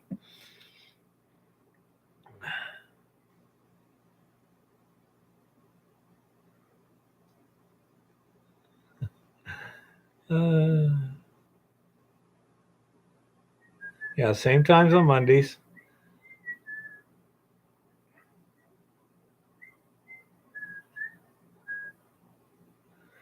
Yeah, actually, it's about a third of a part per million, Jeff, because that's 0.03 ounce per ton is roughly 1 part per million. Hey, Jason, how's it going? Yeah, we're doing just fine. Come here, little one. Say hi to Jason. Just caught up with Hi, us here late Jason. tonight. Oh, we're doing just fine, Jason. How are you doing? Finally got our comments to start working. Yeah, this is Whatever the kind of deal weird. is. Whatever was going on there. YouTube. YouTube is always weird. Vegemite sandwiches, huh? I don't know. Eva might like it. Hard to tell with her. What's the carb count on Vegemite? I don't know. It's veggies, not grainomite. Yeah, I know. It depends on the veggies. And then Well, I'm sure you can look it up. Googleify it, little one. So, I shall operate the Google food here. Yeah, it's crazy. I hear it tastes about like that, Rick. Yeah, that's what I've heard. I don't know. Okay, Rick. I think you've sent me emails in the past, but anyhow, I've got the plans pretty much done here. There's a few literally minor corrections and improvements that Jim suggested, and I'll get those done. Actually, I can eat Vegemite. Okay, I want some. I don't know if you can even buy it here. I'm in the sure. States, can you? I'm Somebody sure it's must on have it. Amazon. Somebody must have it. Yeah, with all the Aussies that made it to the United States over the Pacific course. Ocean, I'm sure there's a few here. Well, I found a website It's called like the British in Food. Hawaii. I found a website called British Food. It's right up there, isn't it? Smoking right up there. Yeah. I found a website called BritishFoodDepot.com. Expat-owned, USA-based quality service. It's a byproduct of beer and yeast. Yes. Aha. Vegemite is So a it's byproduct spent of grain, yeast. huh? I know that. Interesting. I didn't hear about it, Terry, but Somebody made a comment earlier. that would be might have good. been Terry. yeah, It's Yeah, that'd be a nice expensive. recovery if they could I'd like get some it. of that. It's expensive. At least on that website. Youch. Hmm. Well, we can go down to the local brewery here and buy some of their crap. Well, actually, I want to find out about getting some spent grains so I can dry them out and experiment with making bread. Anyhow, at least now we're finally getting some comments in real I time. thought everybody left. If, They if went you to thought bed we or were just something. talking with nothing to say, it's because the comments just stopped. I don't know why. It must be YouTube or something. I Freaking don't know. electrons. YouTube is useless. Hog feed Wisconsin. Yeah. It's a conspiracy. Nutritional yeast. Uh, I want some Vegemite. Who's having Vegemite today? Rick I think. evidently he said cream cheese and Vegemite on a biscuit's fabulous. Oh, yep. Hey, Robert, how's it going? Oh, I think anyhow. I just prefer the beer. for growing mushrooms too, yeah. Okay, any more questions, anybody? Yeah, come on. We had cream a cheese and Vegemite. had a pretty good things. Sounds- Mondays Yeah, work great. Yeah, that's good. Thanks for telling us that because we Yeah, as I say, it seems to be working think okay. we're hoping this might work. Yeah, we'll Brazil, work on that. Alan. Hello, Alan. Alan? Is that, how do you pronounce that, Alan? I wonder. Alan or Alan? Yeah. Hello, back. Thanks, David. Good night, David. Yep, that sounds good to me. I'd be happy to do that. Yep. So yeah, Rick, I've got the plans pretty well done here, and the other thing is build a mill would Yeah, also be build- good for instructional. Right. video. Yeah. When we build this, we may try to video it real well as we're doing it to show it as an instructional video. Yeah, so that So anyone who buys plans That can might get the take us a secret little link while, to but- the YouTube it'll video that you have to have the secret link to view. This secured one. Yeah. So, anyhow, But yeah, it worked out pretty well. And Pascal, thank you for the questions. It really made it a little more interesting here. How much are you charging for plans? Planning on $100 for a set of plans. And if you want to build more than one, then pay me $50 for each additional one you build. That's the plan. And later on, I plan on sending out nameplates so that all official authorized versions can have their own little nameplate. well, thanks, Jeff, for even being here and bringing up questions. And I mean, Yeah. you know, it's a two-way street. The more we all can talk and bring up subjects and, you know, move this information to help each other, it's beneficial to our whole community of miners.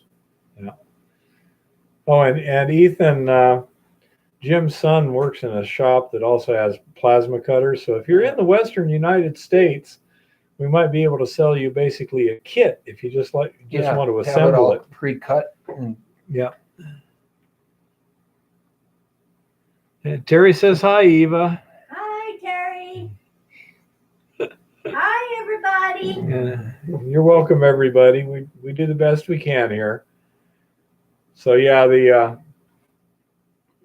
plans are pretty thorough. I think Jim would agree with that. Yeah, I kind of overlooked them and went through it from a manufacturing point of view, and Keith did a wonderful job on the plans. Very understandable, real simple step by step. I think it'll be fairly easy to follow and put together for just about anybody. I think any reasonable welder could build one of these without Yes, too much they trouble. could. They could. The plan is very, very well done. Well, that's because I'm not that great a welder fabricator, so it has to be pretty simple, or else I couldn't have accomplished it. But I also like to make it as easy as possible, so that it'll also be as cheap as possible to build. You know, the whole idea of having your son plasma Well, cut yeah, the parts is a great idea. I 'cause- think it, well, Yeah. and it, it could be available as a kit at that point to, if you want to Yeah. fabricate it yourself, but we could have it pre-cut, a Yeah. lot of the pieces and parts and labeled and, yeah, in the United for States, within a reasonable, shipping distance, because freight otherwise will, yeah, steel is not cheap to send through the mail. no, kinda Someone dense. like Rick would just be out of Yeah, luck. plan. But for those in the Western United States, that might be a reasonable option. We'll find out when we see how much it's going to cost to cut all this stuff. Yeah. The materials,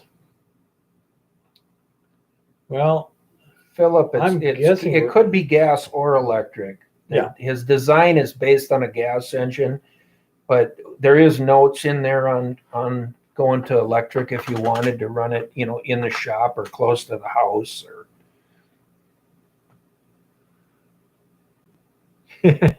yeah, that's the idea, Chris. Is I've done the simple work, the complex work, and just sell the knowledge. This way, how the hell could I sell a crusher to Rick over there in Australia? There's no way that would work, but I can sell him plans. Okay, Ethan. Do you want a crusher or a set of plans? Is the question. Yeah.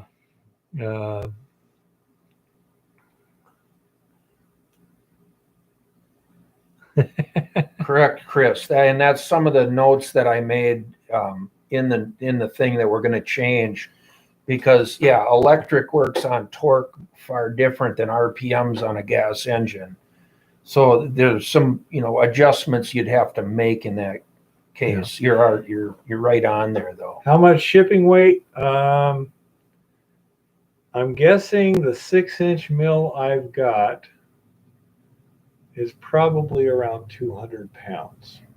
Okay. I don't know. We haven't weighed it. It would be relatively easy to do. Yeah. Actually, it would be.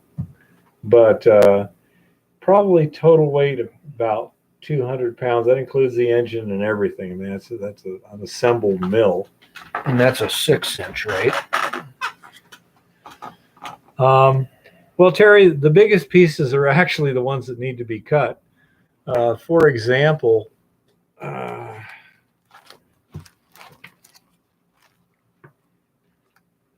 just thought by laser cutting it, it would be just so much cleaner and so much easier because you don't have to do all the drilling a hole. You can have them cut. see, like that piece right there is a 2 by 2 foot plate that's cut, and then some of the pieces you cut off it are used in another spot. So that's the big stuff. The big stuff is what you'd actually want probably cut and shipped. The smaller stuff you could buy locally, things like 1.25 inch square tubing, and then you're just chop sawing it anyhow, which would be pretty simple.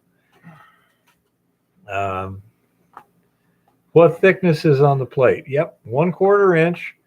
On the rotor wear plates, you could maybe go to a 1/2 inch because it's just a small part of the whole thing. And you get much more wear that way. Nah, it's not just the bearing pulley shaft, the chamber, everything else. It's all got a lot of pieces I that think go Chris together. is talking yeah. about the conversion between gas and electric. Yeah, you may have to jack shaft it, Chris, just to get the RPMs that you want within the grinder itself, because an electric motor is lower RPM and more torque versus a gas engine at RPM. Well, just a second, horsepower. Rick. Let me see. 8 to 10 horsepower Briggs & Stratton engine. Let me see what the bolt pattern is, because it can take up to an 11 horsepower Honda. I think it's 6.5 or an pretty 8. close to the same. Predator from Harbor Freight. So let me see what a Briggs & Stratton bolt pattern is. The whole design is based on the mainframe is a 5-inch piece of channel iron, but that can actually go wider if needed. Why is this taking freaking forever? Because I need to reboot the computer apparently. Probably too hot now. No, I don't think so. It's sitting in thin air. Well, Chris, that's something we were talking about tonight. I mean, and it's Keith's deal, but we were discussing how you could do like a kit, or just be able to take the material list and go shop your own material is easy enough.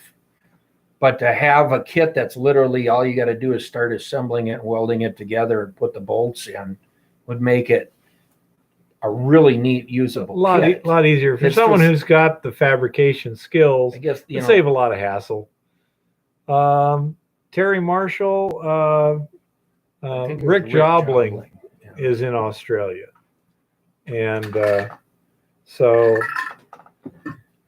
that was one of the things. The idea is, send plans. If some fabricator in Australia, someone, Rick or someone he knows or whatever, wants to fabricate these things for sale, I don't have a problem with that. Write up a simple licensing agreement or whatever, and I can even send them customers if that happens. But it has some advantages.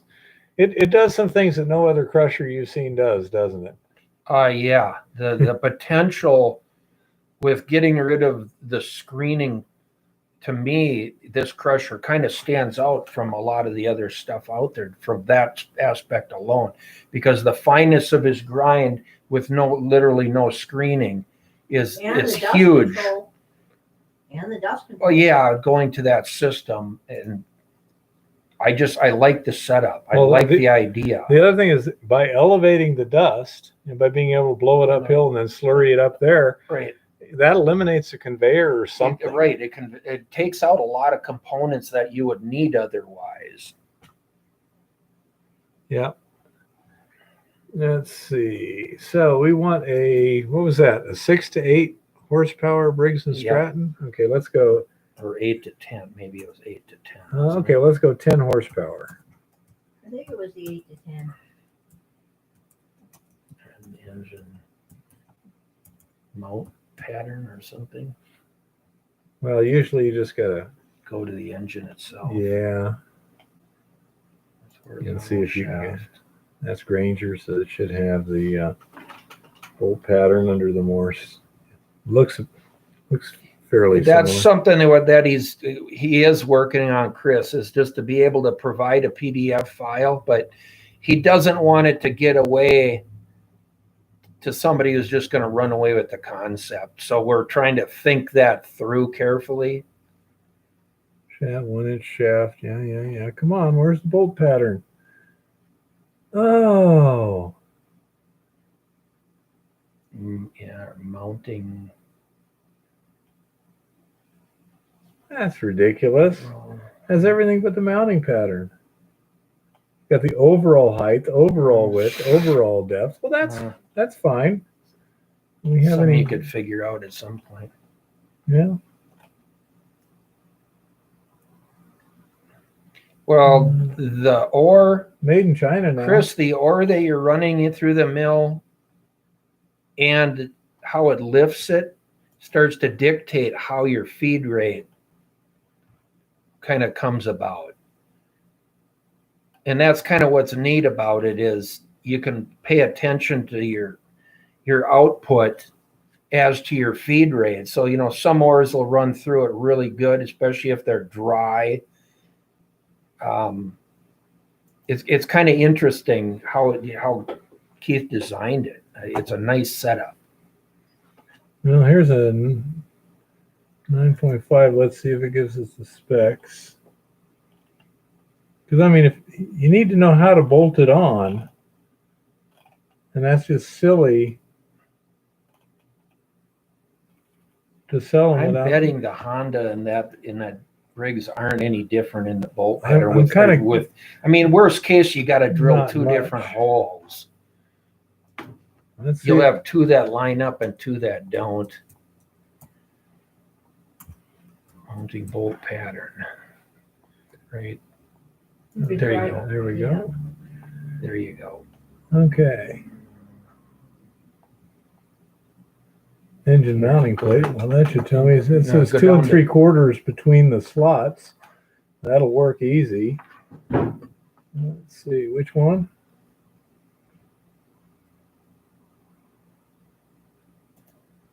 Let's see. That's interesting, It looks- Stephen, it because looks that's like the kind of what brake we were should- thinking, is to have, be able to have it set up so at least a region or an area is covered by somebody who can fabricate the parts.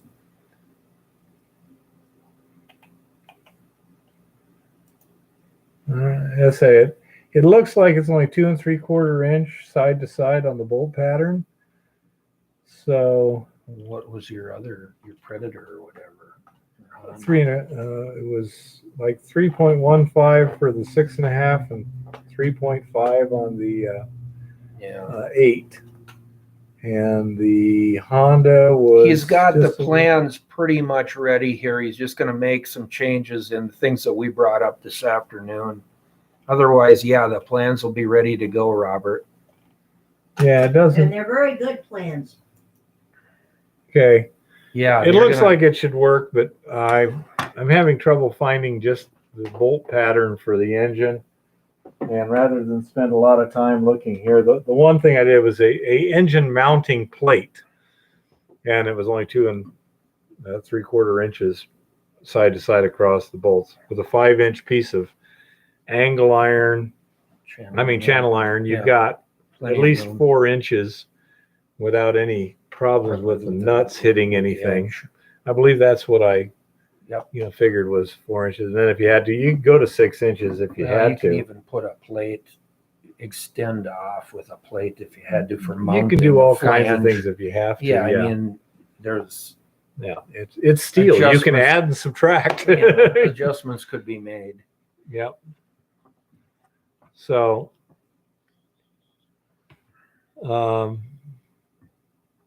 okay, Stephen, if you got my address.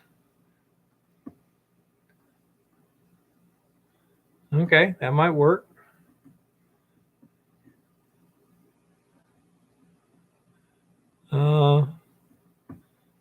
Yeah, I've got 6.5 horsepower on my 6-inch wide mill, and seems to be doing okay.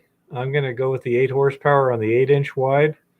Gosh, do you realize it's real simple? For every inch wide, you need another horsepower. I don't know. So you think. Yep.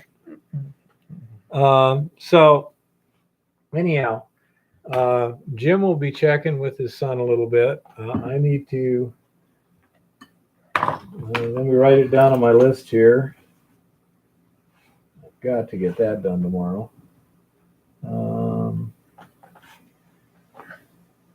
Plans for plasma cutting.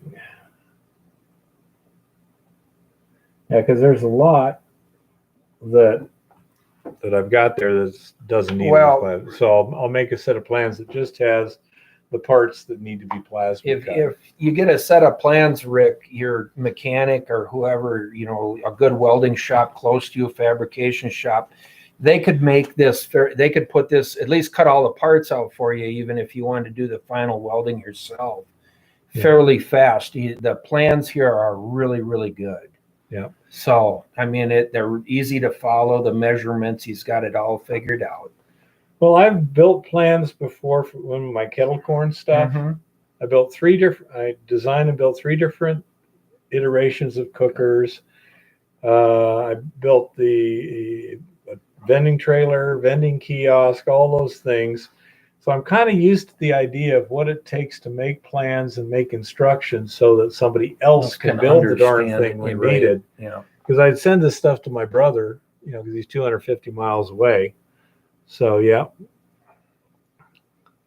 And so that's the situation. I think I think the plans are pretty easy to follow. I think any decent welder should be able to do it. Yeah. I mean, yeah.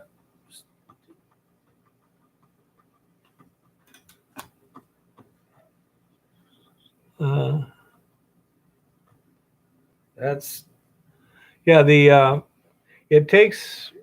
it's got a 3/4 inch grizzly on it, so you'd have to get it down to 3/4 inch minus.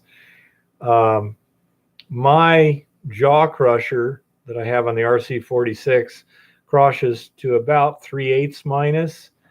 And if I'm just crushing to feed to the impact mill, I pull the rolls apart to eliminate wear on them. Right. There's no sense wearing on them. That small if you're going to go through. And then that just feeds fine. But yeah, it's a pretty simple design, and I started thinking about it when I was spent the summer with oh goodness, boy, when we were in New York. Kenny. I know it was a 3-letter word when we were with Ken. He was trying to put together a crusher, and it gave me some ideas. One of the things that was key was like an engine is how much now? You know, because they were so cheap. I was used to like, $1,000 Honda engines. It's like I can get one for $100 at Harbor Freight. Okay. I have no idea how well the China jaw crushers will last, Rick, but you could talk to Prospector Tripp. He got a China jaw crusher too, and I think he's been using it some. And Might be good and it might not be. yeah, I say I don't know. It's the sort of thing that And it'll depend on the rock. You get into some really hard bowl quartz, and I had an older jaw crusher that was probably built in the 1930s or something. I mean, you couldn't build it any heavier than they built it.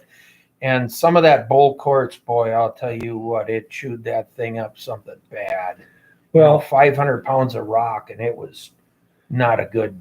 was it the bushing or Babbitt type bearings or This actually had regular bearings on ball it. bearings? No, yeah, and pillow blocks. Okay, yeah. But it's Yeah. still, it was amazing the stress some of that bull cord put on those jaws Oh, yeah. trying to, I mean, that stuff. Well, that's was what I'm saying. It's popping actually and- probably worse than a big Babbitt bearing because the pressure is concentrated on the edges of those little yeah, rollers. that's true. You know. Babbitt bearing may give it some more flex, but Yeah, it gives it a larger area to distribute the strain pressure. over. But boy, it was amazing how some of that rock is unbelievably hard. Yeah, I don't know. Well, Chris, the crusher I have from Keen, it does use pillow blocks, and it hasn't been a problem so far. I've had one bearing failure. It was very early in my ownership of it, so I don't think it was the basic design. I think it was a bad bearing or dirt got into it or something like that. Keen makes good stuff. Yeah, and these are the sort of things, Rick, that I know that what's his name, Prospector Tripp, he also made a few little modifications like that, and I think that was one of them too. Yeah, eliminate oil, little oil spots, and put in grease zerks instead. Yeah. But if we can find a small, like 6x8 jaw crusher that we can crush down to about 1/4 inch at the rate of about 400 pounds an hour, then I think we may be able to have something that could feed like an 8-inch mill. I think that size jaw crusher shouldn't have a problem with that at all. Yeah.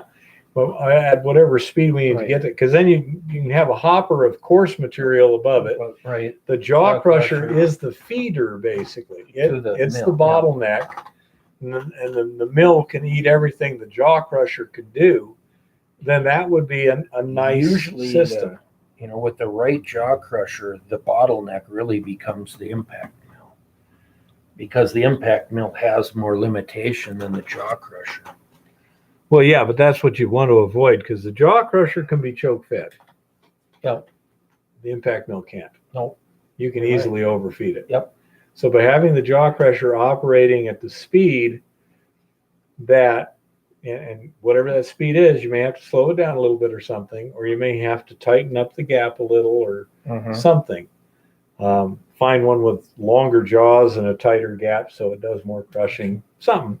But if you just have a jaw crusher that the output runs at like 80% capacity of the impact mill, so a Mhm. little bit of surging would accidentally run it over or something, then you can have a coarse ore bin, just a little hopper Right. or whatever, Yeah. throw in a couple of buckets of rock, Yeah. and the jaw crusher will just do its little thing and feed right into the impact mill. And then the impact mill feeds right into the slurrying and the concentration and this and that. Yeah, So right through basically it. all you're doing is filling the coarse ore Ben. bin and throwing away the tailings. That's what Bear is trying to put together, integrated small mining. Yeah. Yep. Well, that's the way to do it, is have handle it once. Autogenous impactor. You're talking like mid-air collision.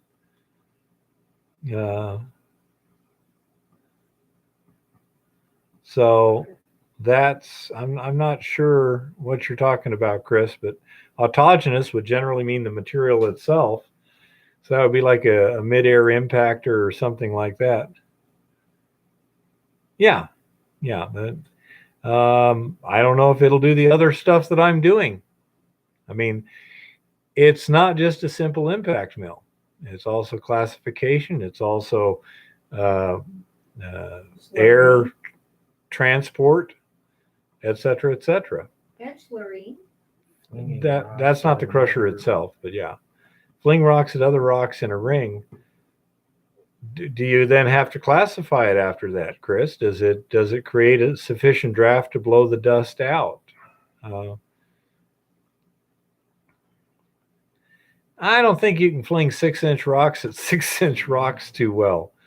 I'm just there's that one kind of quasi jaw crusher that uses a cylindrical jaw in a cylindrical thing that goes back and forth, the Olesi or something like that. Something like that might work, but they're pretty expensive. Yeah, this is trying to stay in a small scale efficiency, affordable equipment situation. Yeah, we want the average guy to be able to set up a mill for right. like $6,000. It'd be nice. Something that you can actually turn around and start to make gold and money, and not have the expense of $100,000 system in your front yard. Yeah, as I say, I don't know. Steel ring or tire filled with rock. Now that's an interesting concept. A little where. Okay, Stephen, thank you. Yeah. Yeah, so I don't know what's the optimum, Chris. I worked on this, and then I've been focused on that darn concentrator, and go from there. Yeah. It's We have to go to flotation next. I mean, even in sampling, it's nice to, if you're up at a mine, to be able to take some of the bigger rock. And a jaw crusher is just a simple way to reduce that to the impact mill. Because the hand pound rock, to get it ready for this in the impact mill, even like my small 13-inch mill would take 2-inch rock. Well, first you got to take it from 6 or 8 or 10-inch rock down to 2-inch rock. And I used to hand pound a lot of it, and it's a lot of work, and it's a big mess. Well, thanks for being here, Philip. It's nice that we got people with good questions. So we'll see you hopefully next Monday then. The more questions, the better. Yeah, bring the questions. Oh.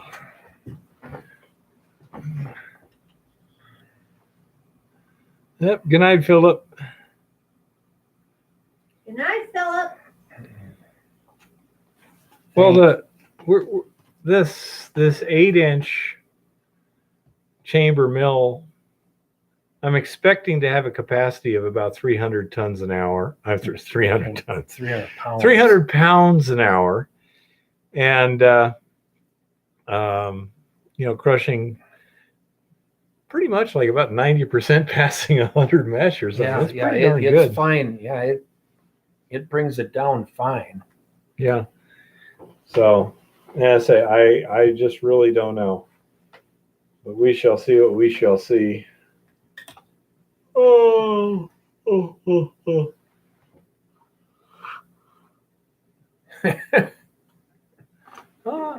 Yeah, well, I try, Chris.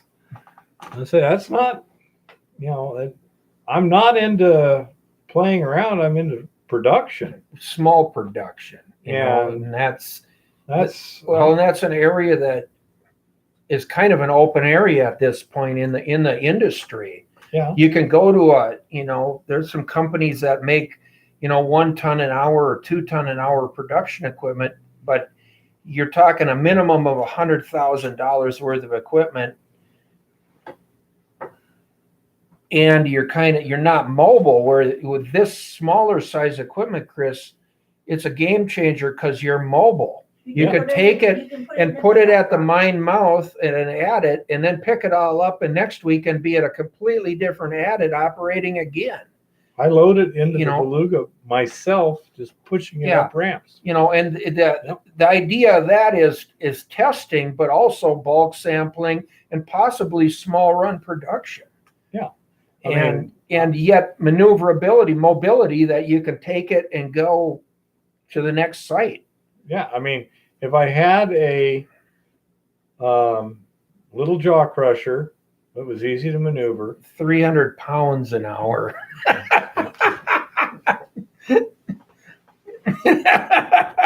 yeah, 300 pounds. He did correct that sentence. Yeah, I did correct it. Apparently, the shock hadn't worn off when the correction got there. But no, I say with a small jaw crusher that's easily maneuverable too, I could set up a mill in a couple of hours, any flat and be piece of ground. and be operating for Just- testing or bulk sampling or small production. Yeah, I say not a problem. So that's the idea, is to have a highly portable, 200 to 300 pound an hour mill that you can essentially put in the back of a pickup truck, and that would be kind of nice.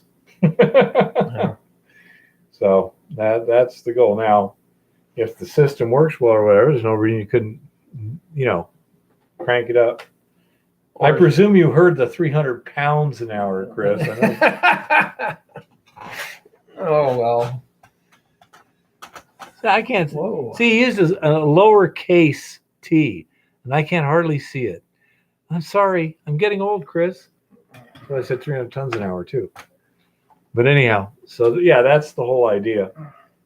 And it's also designed, unlike a lot of the other small impact mills, it's designed with replaceable wear parts, which again is a huge game changer. You get like one of those little chain mills.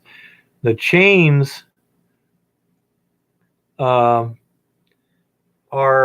replaceable, but the chamber isn't. No, and the chamber, even on mine, I don't know how many tons I probably put through my 13-inch, but the chamber is starting to show it. Yeah. It's getting thin. And I figured I could, just have somebody roll me a piece that I could plate it inside and make some modifications. But it's like, it didn't last as long as I hoped it would last. 100,000 teaspoons an hour. I don't know. Let me think here. Let's see. What's a teaspoon in terms of grams? Boy, maybe Well, 3. I don't two know. tablespoons is an ounce in terms of liquid. Yeah, I'm not talking. I'm Yeah. talking about grams. 'Cause I'm Pretty- thinking 2 a grams. teaspoon of rock is maybe a teaspoon gram or is so. about It wouldn't be 5 very much. Okay, so let's see. A teaspoon is about 2.5 grams, I believe, or 5 grams. One of the two. Of what? Salt. Salt. Okay. Density of salt, I wonder, probably about 2 maybe. Be light. Yeah, it's not as much as rock. No. So let's see. So let's just go with 1 gram per teaspoon. So 250 pounds I'm gonna get times 454. Wow. That's grams per pound. Yeah. Not bad. 113,500 teaspoons an hour. Not bad. Good job, Rick. Yeah. Close. He does maths. Yeah, large diameter pipe, sure, but the problem is, how do you buy that much large diameter pipe? It's not that common. It's easier to, I mean, with the shops around now, it's easier just to have them roll out what you want, the width you want, you know, and spin it. Yeah. But Well, I mean, especially when I'm just repairing an existing product. well, what you could do too with something like that, theoretically, is have them roll it so it's a little bit small. Well, And you could do like we've Then you done put on- it in and then jack we it plated, apart like and then weld it along when the we seam. plated excavator buckets, another thing you can do is all in strips, but it's a lot of welding. Yeah, what I'm But saying you is, could go all the way around if it. you had your cylinder that's a little bit small, Yeah, and bounce and spring it. then go out Yeah, and then weld just it. jack it out. You Yeah. got like a little Yeah, half-inch little- gap, and then weld Weld it, that. right. That'll hold it in Yeah. place. Yeah. No, that's kind of what I thought is I'll just refabricate it slightly, but That depends on what kind of rolled steel. Can you roll like T2 or something? I'm not sure what the capabilities know. are. I mean, worst case, you heat it and you roll it. Yeah. Well, you that's know, which is of course costlier, but if that's what you need to do, so we're looking at building something out of plate steel, and probably looking at something on the order of maybe 2x4 sheet. Let's see, you got two 2-foot by 2-foot chunks. so that's 2x4 right No, there. that's, Almost of them two pieces. Call it 3x4 should give us enough. So that's 12 square feet, right? Well, it's 3 out of 8. An 8-foot sheet of T2 steel is no more than about $300 last I checked. So you're looking at 300 times 3/8 0.3, no more than 0.4. About $120 in steel.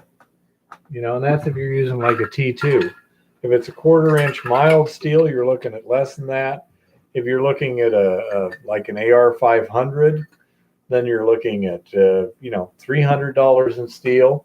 And the nice thing is, you don't have to worry about how you fabricate it. You don't have to roll AR 500 or Right. anything No, like this, that. This mill is all plate. It's all just plates welded together, and so that makes it real simple. It's all can be computer plasma cut. I don't see any problem with that at all, No, because it's the all flat. tolerances are loose enough that if a hole No, isn't that's- exactly a 1/2 inch, it's not going to be a problem, you know. And so you take all these parts, weld them together, you're done, and that's the nice thing.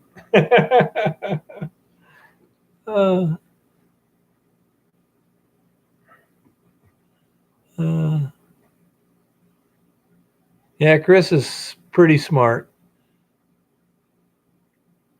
The mill that Old Goat did, that's what he did. He used some Schedule 80 pipe off of a job or something that was, I think it's 18 inches. Mm-hmm. But he could just cut a chunk out and then he built his mill in from the ends Sure. of that. And it turned out neat and it works. It works really good. Yeah. But I just like his idea of getting rid of the screen and using the air to blow it up and out.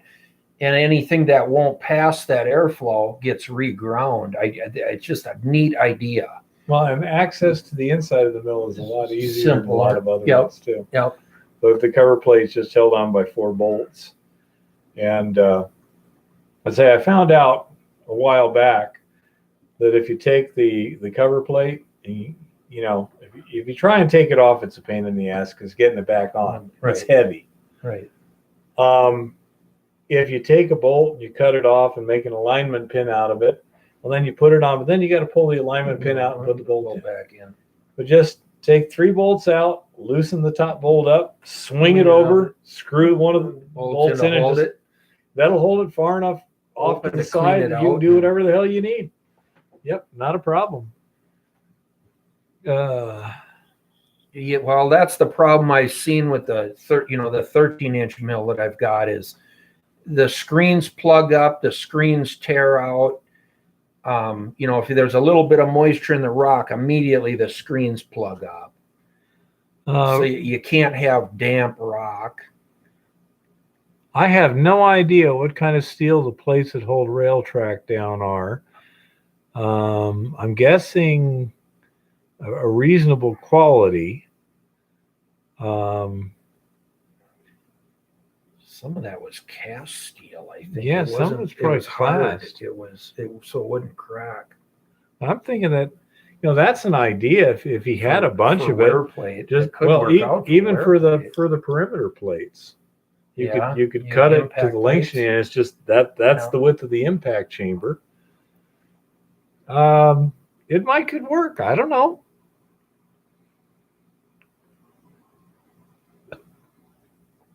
I've never seen another air classifying impact mill, Chris, but I agree that most of the ones I've seen are once through with a separate screen and regrind circuit. Yeah. And that's what I found to be silly. If you can make the mill do the classification and regrind automatically, Yeah. you save a lot of You're not complexity, rerunning the same money. material again and again Yeah, it's just so much and trying better. to screen it and Here, I can just, while we're talking about this, let's show the other people here. Okay. That's so nice having this. should probably get a picture of your mill, a close up. Okay, so here's the mill itself in a plant. This rotor here spins in this direction. There's wear plates bolted to the rotor itself so that as they wear out, they can be resurfaced or replaced. The inlet is basically right here. It's near the center of rotation. So this becomes a blower. It generates a substantial draft and it blows the material up that column there. Anything that is too big to get blown up that column drops back down. It goes through the mill again. Now this one here doesn't have, it's got the detail. Right there is a little deflector. So the big rocks can't just fly right up that that elutriation column. And ask me how I know. You saw that several times in the plans. Trust me on this one.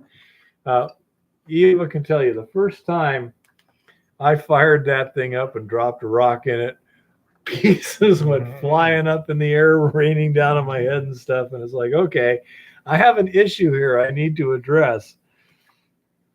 But there's some centrifugal impactor part on it. I say it comes in here and the plates fling it out here. These plates here and the tips of those rotor plates are interacting. It's bouncing off of one up into the other, wackadoodle, and like that. And then I say this blows the air up there and classifies it.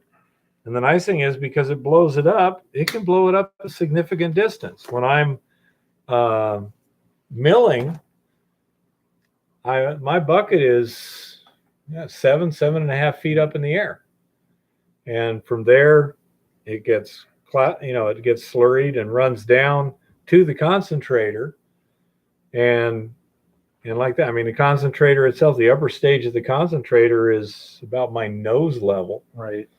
Yeah. So it's a one-shot deal up and through, and it's a nice setup. Well, the thing is, Chris, the case also has replaceable wear plates. Right. From experience, I can tell you the rotor takes more wear than the case, definitely.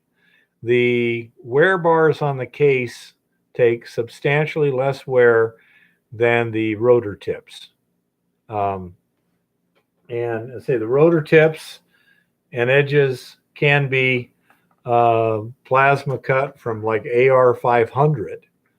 The the case itself can be made out of mild steel because nothing ever hits it. The liners could be made out of AR 500. I mean, if you're going to use AR 500 and everything, might as well just make everything out of AR 500. But you don't have to. The cover of the opening takes a fair amount of wear right at the edge of the opening where it dumps the ore in. Because I mean, there's times there where the ore comes in and the rotor smacks it right there and just drives it into the far side of the case. So that's hard face too. So it has had a couple of tons of ore run through it probably at this point, and mostly hard quartz. That's stuff that Ryan's got down there in Tucson. That's basically bull quartz with gold. There ain't a hell of a lot of other stuff in it. It's hilarious. But so it's real good for testing wear. And all I've got, everything's just mild steel and hard facing at this point, because drilling holes in like AR 500, I presume, is substantially harder than it's a little more. Yeah. And so That's why, plasma cutting it, or putting it on a table would make it just so much easier to cut out all the parts and then just start bolting and welding. yeah, and hopefully, I mean, like the liner plates, they got 45-degree bevels and they got holes in them and stuff, and trying to get that. Hopefully we can get that to line up well enough by initial cutting, if you know what I mean. Theoretically, well, I'm sure it can. Whether I have the design precisely enough is another thing. But once that's done, there's no reason everything couldn't be AR 500. It'd be a little more pricey, but it would definitely last a lot longer. But I've been able to get by with just mild steel on everything. Well, and then in occasionally hard facing, that just routine maintenance thing. Yeah, cutting bevels with the plasma might be an issue. No, you'd have to grind them or mill them, one or the other. Yeah, it could be. I don't know. If it can go to a 45 or not, I have no clue. If not, no big deal. You can grind them. In a 1/4-inch plate, it probably would. It has be plenty of doable. distance. Yeah, no, that you probably could. I don't know if it's got the. Because the thicker it gets, the more that you can start to cast. Yeah, But exactly. in a short cut like that, Yeah, you got You- less than 3/8 of an Yeah. inch travel distance. right? So I don't know. That's up to your son. He's the expert on the plasma Yeah. cutter, not me. But with the bevels, you can grind that. It's not a huge Quick, problem. Yeah. Whether it's AR 500 or mild Yeah, steel, no, the grinder will will chew it up. Take an edge. So I Especially don't, when you're only going 4 or 8 inches, or and it's not that hard to do and get a reasonable approximation of 45 degrees.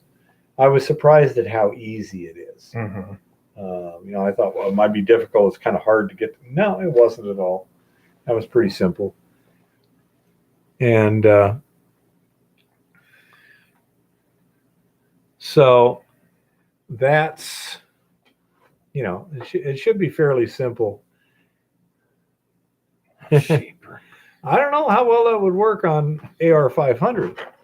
Again, if you're dealing with mild steel, there's all kinds of things that can work fine. But when you start going to AR 500, I'm thinking T2 may be the best. In terms of it's kind of in the middle of a lot of stuff. You can still drill it. You can get some wear resistance. and but it's a lot more wear resistant than mild steel. You can use hard facing, like on those wear plates.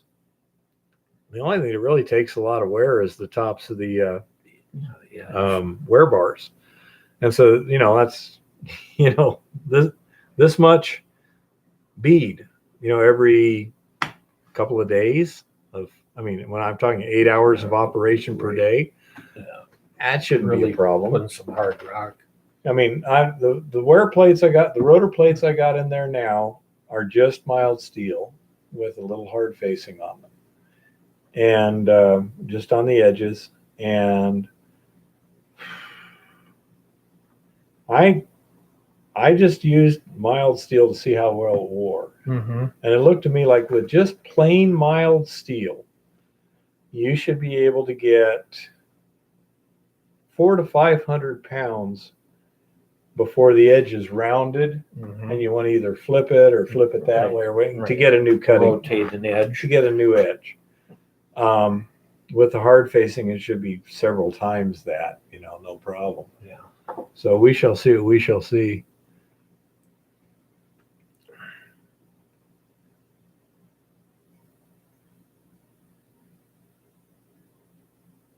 Yeah, that's probably true, Chris. It's hard to get it hot enough to harden using a grinder, a hand grinder on a 1/4-inch steel plate. Not to you take that edge is no big deal. If you did even lose the temper, it'd only be mild. I say it doesn't get that hot. No. You get no bluing at all, And if it doesn't blue, because your distance is so short. yeah, and again, it's 1/4-inch plate. It doesn't heat up that easy. It sucks a lot of heat away from the edge. But yeah, it worked out pretty good. Hey, little one, Mhm. how did you like it when I did the very first test on the impact mill? When I first threw the rock That in there. was kind of explosive. It was hilarious. Because, I just threw it in. Stuff just flying Yeah, up the all air. of a sudden there's all kinds of shit flying up, raining. and he's covering his head, looking like an idiot, and I'm like, okay, Yeah. this is really good, Bear. I don't think so.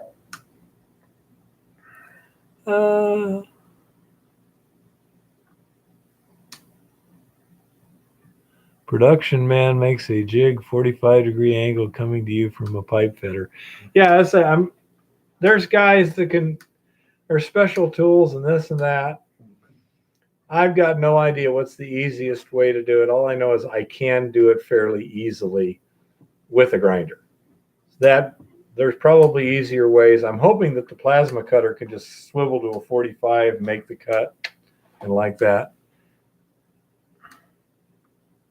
One would think so. It'll get shot peened in the first 10 minutes of running the mill. I think it'll get impact hardened pretty Yeah. good. Yeah, I'm thinking the T2 might be the best way to go because it's half the cost. It's easier to deal with, and we'll just have to see again the real wear parts. The wear liners, the only thing that really gets worn is the edges of those wear bars, and those are easy to hard face. Yeah. And the edges of the impact, the rotor, that could easily be AR 500 because you've only got, depending on the size of the mill, you've only got two types of parts, kind of the A and the B. And those would be easy to cut out.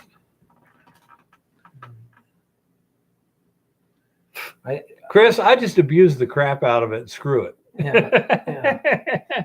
Yeah, I don't know. Well, I'd be more concerned with the stress and work hardening in the mild steel having issues later down the road than I would in using, T2 or going to AR 500 plate. The mild steel will start out working good, but at a certain point when it stresses and heat sinks, at a certain point, it's going to case harden to the point it'll start ripping itself apart. Well, I found out the original rotor I made didn't have the diagonal braces. I mean, So it would start shearing. these braces here. Yep. And so what happened was this weld right there, because you've heat treated it, Right. and it's going bang, bang, bang like that. Right. It lasted maybe half an hour. And then all of a sudden the mill just starts going, what the hell? It just kind of loaded up. Well, what happened was it cracked, and of course it started on one side. So as it cracked further enough over, the centrifugal force peeled it like this, which took it into the housing. So it was just rubbing the side of the housing Breaking. and came to a nice controlled stop. But that's why those braces are there, to prevent any kind of flex. Because it failed pretty damn rapidly. Yeah, and that's in mild steel. That's what I'd be more worried about, is it work hardening too fast and then start cracking itself apart. Yeah, And it'll be above the weld, like you say. It'll be right at the edge of that original hardened face of the weld. where the weld melts it and then Yeah. it cools rapidly. It's quenched by that Right. colder You steel tempered, next right. to it. Yeah, exactly. And that's exactly how it failed. See, and a harder plate. I mean, from my welding experience and fabbing, I would say you'd have a lot more longevity before it would get to that point, if it ever did. I don't know. This one doesn't seem to have any failure because of flexing, because there's no flexing. Right. Right. Right. That's a pretty rigid No, structure. I like this concept. It's a nice setup. So Yeah. Well, anyhow, so as I say, we'll work on it, and we'll bring you a news update next week on that. Hopefully, we'll be able to give you a price on a kit. maybe at You know. some point here. And then the next question is going to be too. It would seem that it's going to be kind of inevitable that you're going to have to drill your own mounting holes for the motor, Yeah, but that's simple. because we don't know what motor. Right. Just depends on what you use, whether it's an old motor or engine or a new one. Or I mean, the nice thing about the Predators, they come with a 2-year warranty. Hmm. And I little figure, engines. if you're using it so hard that you wear it out in 2 years, good, you just got another engine. Yeah. Use it, another 2-year warranty. As long as you monitor the air filters and change the oil, actually, I haven't had any difference with. They've held up good on some of my pumps and stuff. I said, I don't know. I was a know- little hesitant at first because they were Chinese. Yeah. But actually, I mean, as far as components, they're knockoffs of Hondas. They're almost the same components. that we've used Champion generators. Yeah. I used to have a Honda, and the carburetor would screw up every 6 months or so. So I have to take it to a shop, and rebuilding the carburetor is like $200 because you got to tear it all apart, do the carburetor, put it all And back that's together. if they could get it done quick, I mean. Yeah, and there was usually a week or two before they got it back to me. Small engine repair. So I went and I bought one of these Champion ones. This is like a 3,600 watt max. And the thing lasted like 6 months. It's like, okay, let's see. 6 months, 6 months, $300, $200 to $300. to fix. And 3 then- weeks. Yeah. No time, and if I have a spare sitting around, 0 time at all. Mhm. And I mean, those things, if you change the oil, That's the biggest. We've thing. been- I mean, we've been check the running, air filter once almost on a new year. spark We plug. don't run them as continuously as we used to. Right. We used to run them 5 days a week, 12 hours a day. Yeah. But nevertheless, I mean, we get about a year out of one. That's See, this is not moving no. again. It did it again. It looks like it locked up again. Do you have any idea why? What did you do? Do you remember? Oh, before I had the arrow, I clicked on it, and then You it click shot on the arrow. It on- shot it back into action or something. I don't know. I don't know. Could Right. someone just make any kind of comment? Let's just see if they're still coming in. They all went to bed. We're just sitting there talking to Everybody- ourselves. What the hell? Everybody bailed on us. Yeah. Because I have no idea. The last thing I see on my screen is Terry Marshall said used grater blades are good. Yeah, that wouldn't work for an impact edge. Try clicking that arrow again, and if that doesn't work there, log on your other computer. and Nah, see we're what you've gonna got. call it a night. Yeah, we're here going to call it a anyway. night anyhow. It's been 11 4 o'clock at hours. night. Yeah, it is because Oh, yeah. that's on Yuma time. Oh, I just kicked ahead a couple. Yeah, give it a It's couple. 10:56. Rick, Yeah, Rick is still at daytime over there, isn't it? Evening. probably. Yeah, he's in that future time warp there. Oh, hell, Yeah, he's still middle of he's the in day tomorrow over and he there. still Hey, hasn't Robert. given us winning lottery numbers. But anyhow, so as I say, we'll give you an update next week on how things are going, and yeah, the problem is I really, you want most of this stuff to be as light as possible. You don't want 1-inch steel because then the thing would weigh literally a half a ton. Get too heavy to Um, mobilize it. But that's one of the things. If you got grater Yeah, blades, see, you can it's- probably cut your Midday over in Australia. yeah. You could Yeah. probably cut your tip wear plates out of it and do okay. Thank you, Robert. Yeah, thank you. So anyhow, We hope you guys are getting something out of this. if anyone got any more questions, if not, we're going to call it a night here. Yeah, see, this is on Montana time. That's on Arizona time. That's all right. Good night, Patrick. Thanks for showing Yeah, up. thanks for being here. Good night, everybody. 12:57. It's So 1:00 in He's the in morning Eastern on the East time. Coast. Thanks, Robert, for being here. all righty, folks. Well, thanks for everything and happy prospecting and keep it safe out there. Oops, no. At 1:00 in the morning, No, watching Don't want to do it watching that way. us. Well, of course. I need to end it this way. Binge watching those nuts in Montana. Yeah, binge watching two miners